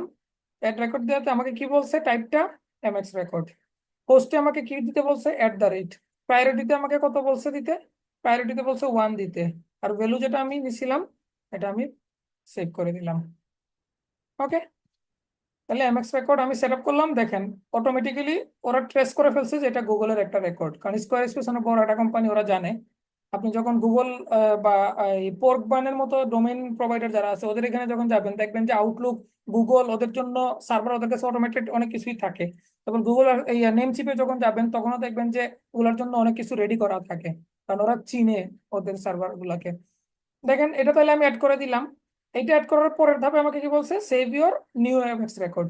তাহলে একটা আমি সেট আপ করলাম, আমরা কি বলছিলাম এমএক্স রেকর্ড আমাদের 5টা সেট আপ করতে হয় এইটার জন্য, আউটলুকের জন্য 2টা সেট আপ করা লাগে, এটার জন্য 5টা সেট আপ করা লাগে, আবার অন্য অনেকে আছে একটা দিয়েও হয়। এক একটা একরকম, যে যেরকম বলে আপনাকে ওরকম করতে হবে। তাহলে এখন আমরা একটা করলাম, আরো 4টা আমাদের সেট আপ করতে হবে, এই 4টাও আমরা একবারে নিয়ে নিই, তারপর আমরা টেস্ট করে দেখবো যে সবগুলো পাইছি কিনা। তাহলে এগুলোতে আমরা দেখতেছি 2টাতে 5-5 আর 2টাতে 10-10। ভ্যালু গুলো দেখেন সব ভ্যালু সেম, শুধু ALT 1 2 3 4। তার মানে আমি বারবার আর এখানে আসবো না, একবারে আমি ওখানে পুরোটা কপি করে ফেলবো। দেন এটা আমি কপি করলাম, নতুন রেকর্ডে গেলাম, এমএক্স গেলাম, হোস্টে আমার @ ঠিক আছে, এই দেখেন হোস্ট সবগুলা সেম @। হোস্ট আমার @ ঠিক আছে। প্রায়োরিটি এখন 5 দিতে বলছে, আমি 5 দিলাম, ভ্যালু এটা দিলাম, সেভ করে ফেললাম, ঠিক আছে। আবার আর একটা রেকর্ডে যাই, আমার টাইপ ধরলাম আমার এমএক্স রেকর্ড, হোস্ট আমার দিয়ে দিলাম, প্রায়োরিটি এটাতেও 5 দিলাম, ভ্যালুটা যেটা কপি করে আনছিলাম এটাই থাক, বাট এটা ছিল কি 1 2 3 4, তাহলে আমি 1 2 দিলাম, সেভ করে ফেললাম। ঠিক আছে, মানে এই যে যেটা কাজ করতে করতে আপনাদেরও দেখবেন যে এই জিনিসগুলো ইজি লাগবে। তো কঠিন কোনো কিছু নাই, কারণ আমি প্র্যাকটিক্যালি আপনাদেরকে দেখাই দিলাম। এগুলো ছিল 10, এটাকে আমরা দিব হচ্ছে 3, সেভ দিয়ে দিলাম। আরো একটা আছে আমাদের 4 পর্যন্ত, এটা দিলাম আমরা টাইপ দিলাম mx, প্রায়োরিটি দিলাম হচ্ছে 10, এটা দিলাম 1 কেটে আমরা 4 বসাই দিলাম। ওকে, তার মানে আমাদের সবগুলো রেকর্ড আমাদের অ্যাড করা ডান। এখন আমাদের যেটা করতে হবে, সবগুলো রেকর্ড অ্যাড করার পরে আমাদের দেখতে হবে যে অল গুড আছে কিনা। এখন আমরা অ্যাক্টিভেটরটা যখন দিব, এটা একটু টাইম লাগবে, 5-6 মিনিট একটু সময় যাবে। তো দেখি কত সময় লাগে, 2-3 মিনিট, 5 মিনিট। এখন আমরা যে জিনিসগুলা অ্যাড করার দরকার ছিল, এই দেখেন সবগুলো স্ট্যাটাস আমাদের গ্রিন মার্ক চলে আসছে, তার মানে আমাদের অ্যাক্টিভেট হয়ে গেছে, ওরা সবকিছু পেয়ে গেছে। তাহলে আমরা কি করলাম, এমএক্স রেকর্ড পেয়ে গেছি কিনা? এমএক্স রেকর্ড নিয়ে আমাদের কোনো প্যারা নাই, তাহলে আমরা এমএক্স রেকর্ড পেয়ে গেলাম, এমএক্স রেকর্ড অ্যাড করছি। আবার হচ্ছে এই যে ভেরিফিকেশনটা আমরা করছিলাম প্রথমে ডোমেন, এই ভেরিফিকেশনটা হচ্ছে কি এসএমটিপি কানেক্ট করা, তার মানে আমরা ওকে বলে দিছি যে এসএমটিপিও আমার কানেক্টেড। ঠিক আছে, এখন নেক্সট পার্ট আমাদের কি? নেক্সট পার্ট আমাদের কি করতে হবে? এসপিএফ ডিকেআইএম ডিমার্ক সেট আপ করতে হবে। তাহলে এখন আসেন এই জায়গাতে আমরা আবার যাই। এখন দেখেন এখানে কোনো জায়গায় কি আমাদের এসপিএফ আছে? কোনো জায়গাতে আমাদের এসপিএফ নাই। তাহলে ফার্স্ট কাজ হবে, আগে আমরা একটা এসপিএফ রেকর্ড এড করব। এসপিএফ রেকর্ডের জন্য দিতে হবে, টাইপ হবে টিএক্সটি, ভ্যালু হবে, ভ্যালুটা আমরা কপি করে আনি, টোটাল ওয়ার্ডস ওয়ার্ড স্পেস এসপিএফ। সো এক এক টুলসের এক এক রকম এসপিএফ হবে, এটা মাথায় রাখবেন।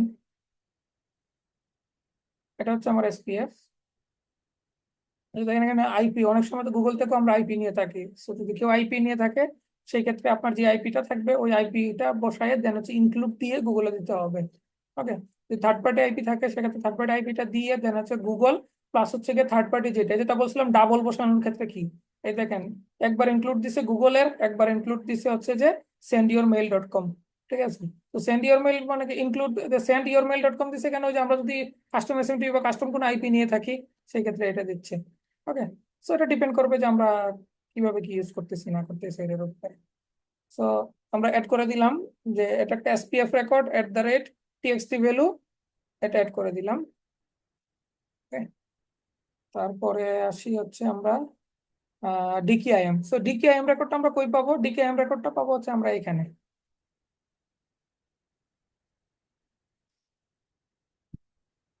ডিকেএম রেকর্ড পাবো আমরা যেই জায়গা থেকে নিচ্ছি, ইনবক্স কিনতেছি ওইখানে গিয়ে পাবো।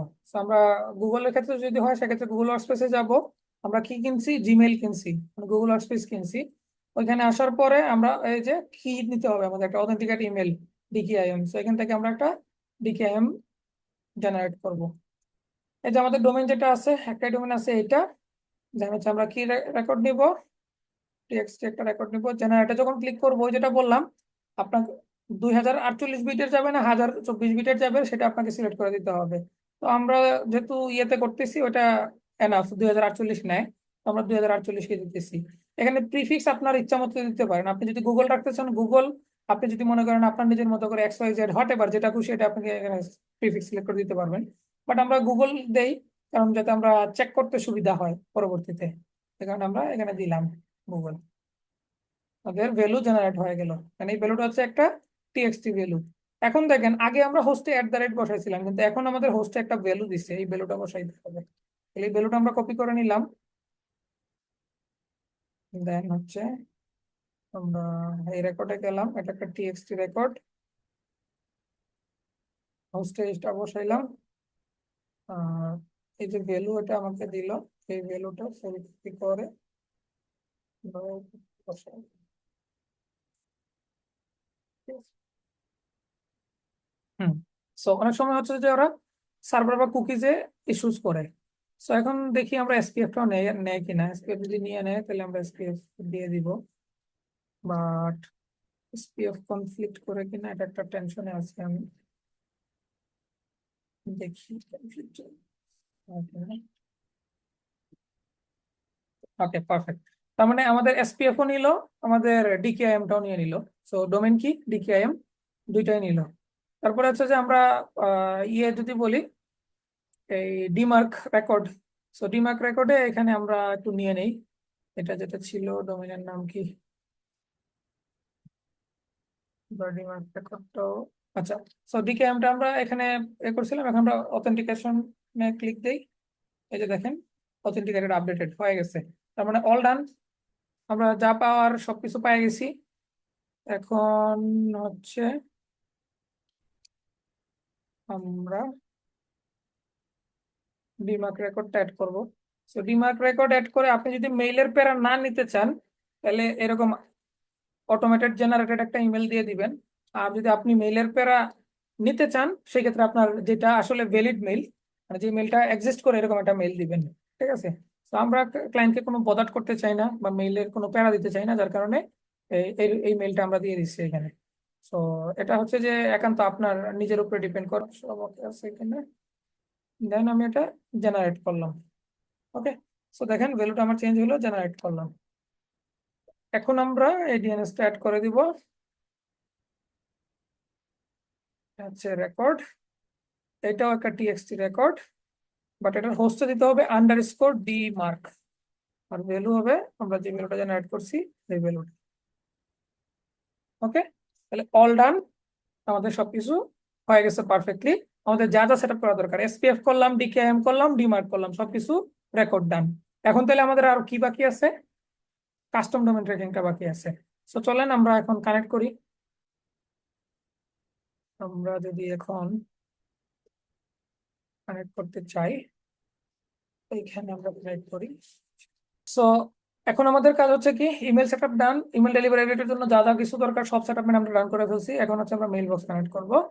সো আমরা এখানে যদি ক্লিক দেই, দেখবেন আমাদের কাছে অপশন আসতেছে কয়েকটা। সো ক্লিক দিলাম। আচ্ছা, সো এখন আমরা যখন অ্যাড নিউ ইনবক্স দিব, সেক্ষেত্রে এরকম একটা ইন্টারফেস আসবে। সো এখানে আমাদের কয়েকটা জিনিস কি থাকতে পারে, বেসিক্যালি সব টুলস এরকম তিনটা জিনিস আপনাকে দিবে, হয় গুগল ওয়ার্কস্পেস নেবেন, নাকি আউটলুক নেবেন, না কাস্টম এসএমটিপি নেবেন। ঠিক আছে? তো আমরা গুগল গুগল যদি দেই, সেক্ষেত্রে দুইটা হয় আছে, একটা হচ্ছে গিয়ে অথেন্টিকেশন প্রসেসে, আর একটা হচ্ছে গিয়ে অ্যাপ পাসওয়ার্ড। তো অ্যাপ পাসওয়ার্ডটা করলে অনেক জ্বালা। অ্যাপ পাসওয়ার্ড যদি আপনি ক্রিয়েট করতে চান, সেই ক্ষেত্রে আপনার ইয়েতে জিমেইলের সেটিংসে যাইতে হবে, ওইখানে গিয়ে আপনার টু ফ্যাক্টর অথেন্টিকেশন অন করতে হবে, একটা মোবাইল নাম্বারে ওটিপি আসবে, তারপরে ওইখানে গিয়ে একটা পাসওয়ার্ড অটোমেটেড জেনারেট হবে। যে পাসওয়ার্ডটা আসলে আপনার ইমেলেরও পাসওয়ার্ড না, ওরা একটা অটোমেটেড জেনারেটেড পাসওয়ার্ড দিবে। এই পাসওয়ার্ডটা নিবেন, এই পাসওয়ার্ডটা নিয়ে দেন হচ্ছে যে আপনাকে এখানে কানেক্ট করতে হবে। সো এটা একটা লেন্থি প্রসেস, এত প্রসেসে যাওয়ার দরকার নাই। ইজি প্রসেস হচ্ছে যে আমরা এই যে অথেন্টিকেট করে নিব। সো অথেন্টিকেট করতে গেলে যেমন দেখেন, আমাদেরকে কি করতে হবে, গুগল ওয়ার্কস্পেসে আবার যাওয়া লাগবে। গুগলের যে অ্যাডমিন ছিল, অ্যাডমিনে আবার যাবো। এখানে আমরা যখন ক্লিক দিব, ওরা এখানে বলবে যে আমাদের যে অ্যাপটা আছে, অ্যাপটা তুমি কানেক্ট করে নাও। এই যে zero authentication app or client ID. So আমরা এই যে আইডিটা আছে, আইডিটা কপি করব। ঠিক আছে? এটা এক এক টুলসে এক এক রকম আইডি থাকবে। যে আইডিটা থাকবে, এই আইডিটা প্রসেসটা সিমিলার। এরকম ভাবে আপনি গুগল অ্যাডমিনের ড্যাশবোর্ডে যাবেন, যাওয়ার পরে এরকম একটা ইন্টারফেসে আসবেন, এপিআই কন্ট্রোলে যাবেন, এপিআই কন্ট্রোলে গিয়ে অ্যাপ অ্যাক্সেস কন্ট্রোলে আসবেন। ঠিক আছে? সো যাইতে হবে আপনার ফার্স্টে সিকিউরিটিতে, সিকিউরিটি থেকে এপিআই কন্ট্রোলে, এপিআই কন্ট্রোল থেকে অ্যাপ কন্ট্রোল অ্যাক্সেসে যাবেন। সো এইখানে যখন আসবেন, আসার পরে এই যে কনফিগার্ড নিউ অ্যাপ, মানে আপনি একটা নতুন অ্যাপ কনফিগার করবেন, এবং যে অ্যাপটা আনবেন, এই অ্যাপটা আপনার ডোমেনের সাথে পারমিট করবেন। অটোমেটেড অ্যাপটা আছে, গুগল স্পেসে অ্যাপটা ক্রিয়েট করা আছে, বাট আপনি এটা কনফিগার করবেন আপনার ডোমেনের সাথে। তো আমরা এটা দিলাম, ওদের ডোমেনের যে আইডিটা, এটা অ্যাপের যে আইডিটা আছে, সার্চে দিব। সার্চে দিলে যেমন দেখেন রিচ ইনবক্স চলে আসছে। আমি যেহেতু রিচ ইনবক্সের কথা চিন্তা করতেছি, তাহলে এটা আমরা সিলেক্ট করলাম। অ্যান্ড আমার কয়টা ডোমেন আছে, এখানে একটা ডোমেন আছে, যার কারণে আমি একটা ডোমেনকে দিলাম, এন্ড কন্টিনিউ দিলাম। ওকে, দেওয়ার পরে আমি এটাকে ট্রাস্টেড বলে দিতে হবে, যে হ্যাঁ আমি এটা ট্রাস্ট করতেছি। এই যে আমি পারমিশন যাবতীয় যা যা থাকার আসলে সব দিয়ে দিচ্ছি এখন, যে হ্যাঁ আমি ওরা ট্রাস্ট করি, ওরে তুমি যা খুশি তা করতে দিও, সমস্যা নেই, আমি ওরা ট্রাস্ট করে দিচ্ছি। কন্টিনিউ দিলাম, দেন হচ্ছে ও পারমিট করে দিল, এখন আমি ফিনিশ দিলাম। ওকে, তার মানে আমার রিচ ইনবক্স কানেক্ট হয়ে গেছে। এখন যখন আমরা এখানে যাব দিয়ে আমরা লগ ইন উইথ গুগল দিব, লগ ইন উইথ যখন গুগল দিব তখন মাস্ট আপনারা যেই ব্রাউজার থেকে যেই টুলস করবেন ওই টুলসের ওই ব্রাউজারে আপনার ওই ইমেলটা লগ ইন থাকা লাগবে, আদারওয়াইজ দেখা যাবে আবার আপনাকে পাসওয়ার্ড দেওয়া লাগবে, ঢোকা লাগবে। তো আমি মনে করেন এটা আছে, আমার লগ ইন আছে এই কারণে। এই দেখেন আবারও কি বলতেছে যে by continuing Google will share your name, email address, language preference, profile picture with richinbox.ai, see richinbox.ai privacy policy and terms and condition. তার মানে আপনি এটা দিতেছেন, কন্টিনিউ দিলেন। এখন আসেন আসল খেলায়, আপনি তারা কি করতেছেন, this will allow richinbox.ai to read, compose, send, permanently delete all your email from Gmail. তার মানে আপনার জিমেইলের যাবতীয় যা করণীয়, যা কিছু করা পসিবল সবকিছু আপনি ওই ওয়ান ক্লিকে অ্যালাউ করে দিলেন। ঠিক আছে, এটা যে কোনো টুলসকেই আপনি এটা করতে হবে। ঠিক আছে, তাহলে এভরিথিং ইজ ডান, আমরা সবকিছু করে ফেলছি। কিন্তু এই যে টুলসে আমরা এটা নিয়ে আসলাম, তাহলে ওর জন্য কি আমরা কাস্টম ডোমেন ট্র্যাকিং করছি? এই দেখেন আমাদের এসপিএফ, ডিমার্ক, ডিকেআইএম, এমএক্স সবগুলা পাস, সব আমরা করছি। কিন্তু করি নাই কি, করি নাই হচ্ছে আমরা কাস্টম ট্র্যাকিং ডোমেনটা। এই যে কাস্টম ডোমেইন ট্র্যাকিং, আমরা কাস্টম ডোমেইন ট্র্যাকিং এর এই দেখেন এখানে একটা আবার একটা ডিএনএস রেকর্ড দিচ্ছে, সি নেম একটা রেকর্ড দিচ্ছে, এই রেকর্ডটা আমরা এখন বসায় নিব। তাহলে এখন আমরা কি করব, এই যে ভ্যালুটা আছে হোস্টে বসাবো টিআরকে, আর এই ভ্যালুটা কপি করে নিয়ে বসাবো ভ্যালুতে। এই ভ্যালুটা যখন সি নেম দিয়ে ওর এখানে বসায় নিব তখন আমার এই ডোমেনটা ওদের সার্ভারের সাথে কানেক্ট হয়ে গেল। এখন এইখান থেকে যখন ওরা কোনো কিছু সেন্ড করবে বা যে কোনো কিছু ইয়ে করবে, সেই ক্ষেত্রে আমার ইমেল ট্র্যাকিং থেকে শুরু করে যাবতীয় যা যা করণীয় বা যা যা কিছু ও করতে চায় সবকিছু ও ওটা দিয়ে করতে পারবে। এখন আসেন আমরা অ্যাড করি ফাইনাল, আমাদের এটা হচ্ছে সিনেম ভ্যালু এটা, আর হোস্টে বসাইতে বলছে টিআরকে, টিআরকে মিনস ট্র্যাকিং, তার কারণে এটা টিআরকে দেয়। তো আমরা সব বসায় ফেললাম, ডান। এখন যখন আমরা এখানে যাব, আপনার ডোমেনটা ট্র্যাক হয়েছে কিনা এটা আপনাকে দেখতে হবে, টিআরকে ডট দিয়ে আপনার যে ডোমেন আছে এই ডোমেনের নামটা আপনার এখানে নিয়ে আসতে হবে, টিআরকে ডট দেন হচ্ছে আপনার domain.com। এখন আমি চেক দিই, এই দেখছেন ভেরিফাইড, সাকসেসফুল হয়ে গেছে, কানেক্ট হয়ে গেছে, আমি সেভ দিলাম। তার মানে আমার ইমেল ডেলিভারেবিলিটি যাবতীয় যত টেকনিক্যাল সেটআপমেন্ট আছে সব ডান। এখন আমার কাজ হচ্ছে আমি ওয়ার্ম আপ অ্যাক্টিভ করে দেওয়া। এই যে আমি এখানে গেলাম, ওয়ার্ম আপ সেটিং এ গেলাম, এখন এনাবল করা নাই, আমি এনাবলে ক্লিক দিলাম। ক্লিক দেওয়ার পরে যেটাই আসবে বিচার মানে তালগাছ আমার, আমি এনাবল করে দিলাম। এখন ওরা আমাকে বলতেছে যে ইনক্রিজ কত, আমি বললাম ডেইলি 5টা করে ইনক্রিজ করো, 35% ইনক্রিজ করো, সমস্যা নেই, ম্যাক্সিমাম 20টা পাঠাও, সেভ করে দিলাম। মানে ওয়ার্ম আপটাও এই মুহূর্তে অ্যাক্টিভ হয়ে গেছে, বাট হেলথ স্কোর এখনো দিতেছে না, কারণ ও তো এখনো পর্যন্ত কোনো মেল পাঠায় নাই বা কোনো কিছু ইয়ে নাই, সে দেখতে পাইতেছে না যে এখান থেকে কি হবে না হবে বা কি হচ্ছে না হচ্ছে।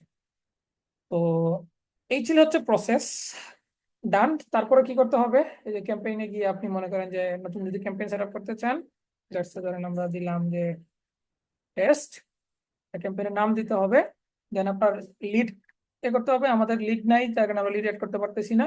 আপনি যে লিডগুলো আগে কালেক্ট করছেন লিডগুলো নেবেন, সিকোয়েন্সের জায়গায় আপনার মেসেজ যেগুলো হবে আপনি মেসেজগুলো নিয়ে আসবেন। এখান থেকে বিভিন্ন টুলস আছে যারা এআই দিয়ে বানায় দেয় বিভিন্ন, এখান থেকে একটা টেমপ্লেট, কথার কথা ধরেন আমি একটা টেমপ্লেট এখানে বসায় দিলাম, ইউজ টেমপ্লেট দিলাম। ঠিক আছে, এখানে বসলো, বসার পরে আমি আমার জায়গা থেকে এখানতে যা খুশি তা করতে পারি, বিভিন্ন জিনিস দিব, সাবজেক্ট লাইন থেকে শুরু করে আনতেন। তারপরে কাজ কি হবে, হ্যাঁ আমি লিখে দিলাম, তারপর হচ্ছে স্কেজুয়াল করে দিবেন। হ্যাঁ, যে আপনি কোন টাইম থেকে কোন টাইমে পাঠাতে চাচ্ছেন, কোন লোকেশনে, আবার যেই লোকেশন টার্গেট করে করবেন ওই লোকেশন অনুযায়ী দিবেন, কি কি বারে পাঠাতে চাচ্ছেন, কটা থেকে কটাতে পাঠাতে চাচ্ছেন, সবকিছু আপনি সেট আপ করে দিবেন। দেন হচ্ছে যে আপনার সেটিং অপশনে চলে যাবেন। সেটিং অপশন মিনস এখানে যেমন মেল, অ্যাড মেল যখন আসবে তখন আপনার মেল বক্স কানেক্ট করার অপশন দিবে, আপনি মেল বক্স এখানে অ্যাড করে দিয়ে সেভ দেওয়া, মানে আপনি মনে করেন যে মেল বক্স অ্যাড করে দিলেন। তারপর এখানে কিছু বেসিক সেটিং আছে, যে ইমেল যদি কেউ রিপ্লাই দেয় অটোমেটিক্যালি এটা অফ করে দিবেন কি না, যদি অফ করে দিতে চান এনাবল করে দিবেন। আপনার ওপেন ট্র্যাকিং করবে কি করবে না, করতে চাইলে এনাবল করে দিবেন। আপনার কোনো লিঙ্ক থাকলে সেটা ট্র্যাক, সে ইয়ে করবে কিনা, ট্র্যাক করবে কিনা, করতে চাইলে এনাবল দিবেন, নাহলে ডিসেবল করে দিবেন, হোয়াট এভার। তারপর ডেলিভারি অপটিমাইজেশন, সো ডেলিভারি অপটিমাইজেশনটা এটা আমরা কখনো খুব বেশি দিব না, কারণ এটা করলে যেটা হবে যে আমরা অনেক সময় অনেকে বিভিন্ন ইমোজি ইউজ করি বা বিভিন্ন রকম ইয়ে ইউজ করি, ইমেজেস বা জিএফ ইউজ করি। তো এই ক্ষেত্রে এটা যখন আমরা দিব তখন শুধুমাত্র এইচটিএমএল এ ইয়েতে চলে আসবে, টেক্সট অনলিতে চলে আসবে, এইচটিএমএল কোডটা ভেনিশ হয়ে যাবে, তখন দেখা যাচ্ছে যে ইস্যু হয়ে যাবে আর কি। তারপর ডেইলি লিমিট, আপনি ডেইলি ম্যাক্সিমাম ওভারঅল ক্যাম্পেইন থেকে ফলো আপ টু লাভ সহ আপনার যদি 3টা 4টা স্টেপ থেকে কয়টা মেল পাঠাতে চান, আপনি কি 1000 মেল পাঠাবেন, না 5000 পর্যন্ত ডেইলি পাঠাবেন, নাকি ডেইলি 100টার বেশি পাঠাবেন, না আপ টু ইউ। তারপরে একটা ইমেল থেকে আরেকটা ইমেলের ভিতরে আপনি গ্যাপ দিবেন কত মিনিট, মিনিমাম 1 মিনিট দিবেন, ম্যাক্সিমাম কি 5 মিনিট দিবেন, না 15 মিনিট দিবেন, না কত মিনিট দিবেন, মানে একটা আপনি এখান থেকে ফুল কন্ট্রোল করতেছেন। একটা হিউম্যান পাঠাচ্ছে এই ট্রাস্টটা গেইন করানোর জন্য, যে একটা মানুষ যদি পাঠাইতো একটা থেকে আরেকটার ভিতরে কতটুকু সময় দিতে পারতো বা কি করতে পারতো না পারতো। তো এই পুরো বিষয়টার জন্য হচ্ছে যে আমরা এখানে এ করব। তারপরে হচ্ছে যে ইউজ ব্লক আমরা আসলে প্রেফার করি না, ইউজ ব্লকের দরকার নাই ফলো আপের ক্ষেত্রে। Previous email in use block মানে একটা ব্লকের মতো করে ইয়ে যাওয়ার, so এটা আসলে দরকার না, অটোমেটিক্যালি ফলো আপ যাবে। তো এটা এনাবল ডিজেবল আপনাদের ইচ্ছা। তারপর আপনি যদি কোনো কাস্টম ট্যাগ ক্রিয়েট করতে চান আপনার এই পার্টিকুলার ক্যাম্পেইন, আপনি মনে করেন যেটা একটা ট্যাগে রাখতে চান, অনেক টুলসে দেয়, অনেক টুলসে জানা হতে পারে, এটা আপনাদের ব্যাপার। তারপরে ওই যে বললাম আনসাবস্ক্রাইব লিঙ্ক অনেকে আছে, অনেক টুলসই আছে যারা অটোমেটিক, এটা যদি আপনি ইনসার্ট দেন অটোমেটিক্যালি দেখবেন আপনার ওই টুলস এর ভিতরে একটা আনসাবস্ক্রাইব লিঙ্ক অটোমেটিক জেনারেট হয়ে যাবে। তো এটা আমরা প্রেফার করি না, দরকার নেই দেওয়ার। তারপর আনসাবস্ক্রাইব লিড যেটা আছে, আনসাবস্ক্রাইব লিড গুলা কি এই ক্যাম্পেইন থেকে শুধুমাত্র রিমুভ হবে, নাকি ওভারঅল সব ক্যাম্পেইন যত ক্যাম্পেইন আছে অন্য ক্যাম্পেইনে যদি সেম লিড থাকে এখান থেকে ডিলিট করে দিবেন কিনা এটা। তারপরে আবার এটাও অনেক টুলস আছে কন্ট্রোল করতে দেয়, যেমন এই টুলসটা কন্ট্রোল করতে দিতেছে যে আপনার একটা ক্যাম্পেইনে 5টা স্টেপ আছে, আপনি এখানে কন্ট্রোল করতে পারবেন যে নিউ লিড ডেইলি কটা ঢুকবে। আপনার মনে করেন 5টা আছে, আপনি নতুন লিড প্রত্যেক দিন 25টা হয়তো অ্যাড করতে চান, এর বেশি অ্যাড করতে চান না, তাহলে আপনি এখানে দিতে পারবেন যে 25টা নতুন লিড অ্যাড হবে ডেইলি, আর বাকিগুলো ফলো আপ থেকে যাবে। অথবা আপনি যদি প্রথম প্রথম মনে করেন সবগুলোকে আগে ঢুকাই ফেলবেন এই ফার্স্ট স্টেপে, তারপরে ফলো আপ দিবেন, তাহলে প্রায়োরিটাইজ নিউ লিড যদি এটা চেক করে দেন সেক্ষেত্রে দেখা যাবে যে আগে সবগুলা ফার্স্ট স্টেপে মেল সেন্ড করবে, তারপর আস্তে আস্তে ফলো আপ দেওয়া শুরু করবে। এটা হোয়াট এভার। তারপর আপনার প্রজেক্টের একটা রাফলি ভ্যালু আপনি ধরতে পারেন, বাই ডিফল্ট 100 যেমন দেওয়া আছে, এটাকে যদি আপনি মনে করেন আপনার ভ্যালু হচ্ছে 500, আপনি 500 করে দিতে পারেন। আপনি যদি মনে করেন 5000 দিবেন 5000 দিতে পারেন। আপনি যদি মনে করেন $1 দিবেন $1 দিতে পারেন, হোয়াট এভার আপনার যেটা মনে চায় সেটা দিবেন। আপনার যদি এখানে কোনো সিসি বিসিসি আপনি রাখতে চান সেটাও রাখতে পারবেন। অল ডান করে যখন আপনি সেভ দিবেন দেন লঞ্চ ক্যাম্পেইনে ক্লিক দিবেন, ক্লিক দিলে আপনার ক্যাম্পেইন ডান। ঠিক আছে। সো এই ছিল হচ্ছে ওভারঅল। আমরা যদি বলি টেকনিক্যাল পার্ট থেকে, হয়তো বা আপনারা বিরক্ত হয়ে গেছেন টেকনিক্যাল পার্ট, এটা আসলে মজার কিছু না, একটু বোরিংনেস হয়তো ছিল, বাট সব মিলায়ে কি অবস্থা, আমার বলার অবস্থা শেষ, এতটুকু বলতে পারি।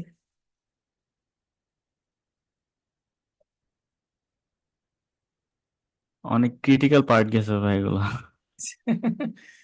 হ্যাঁ এটা ছোটখাটো একটা জ্বর গেছে ভাই। আপনি আপনার এখন ফুল এইটা এক্সপিরিয়েন্স এই এই কয়েক ঘন্টার মধ্যে দিয়ে দিছেন, বোঝাই যাইতেছে এত সহজে ক্যাচ করতে পারবো না, একটু টাইম লাগবে আমাদেরও। হ্যাঁ এটা আসলে করতে করতে আস্তে আস্তে ইয়ে হয়। ওয়ার্ক স্পেসের জন্য ভাই আসলে কি পরিমাণ মানে পে করা লাগে গুগল ওয়ার্ক স্পেসের জন্য? গুগল ওয়ার্কস্পেসের জন্য এখন রিসেলার পাওয়া যায় ইউজার বেস। $3.5 $4 ম্যাক্সিমাম, এরকম রিসেলার পাওয়া যায় সেটআপমেন্ট সহ। আর আপনার যদি ইয়েতে এই গুগল থেকে ডিরেক্টলি কেনেন সেই ক্ষেত্রে মনে হয় $6 করে দরকার পড়ে ডিরেক্ট গুগল থেকে পারচেস করলে।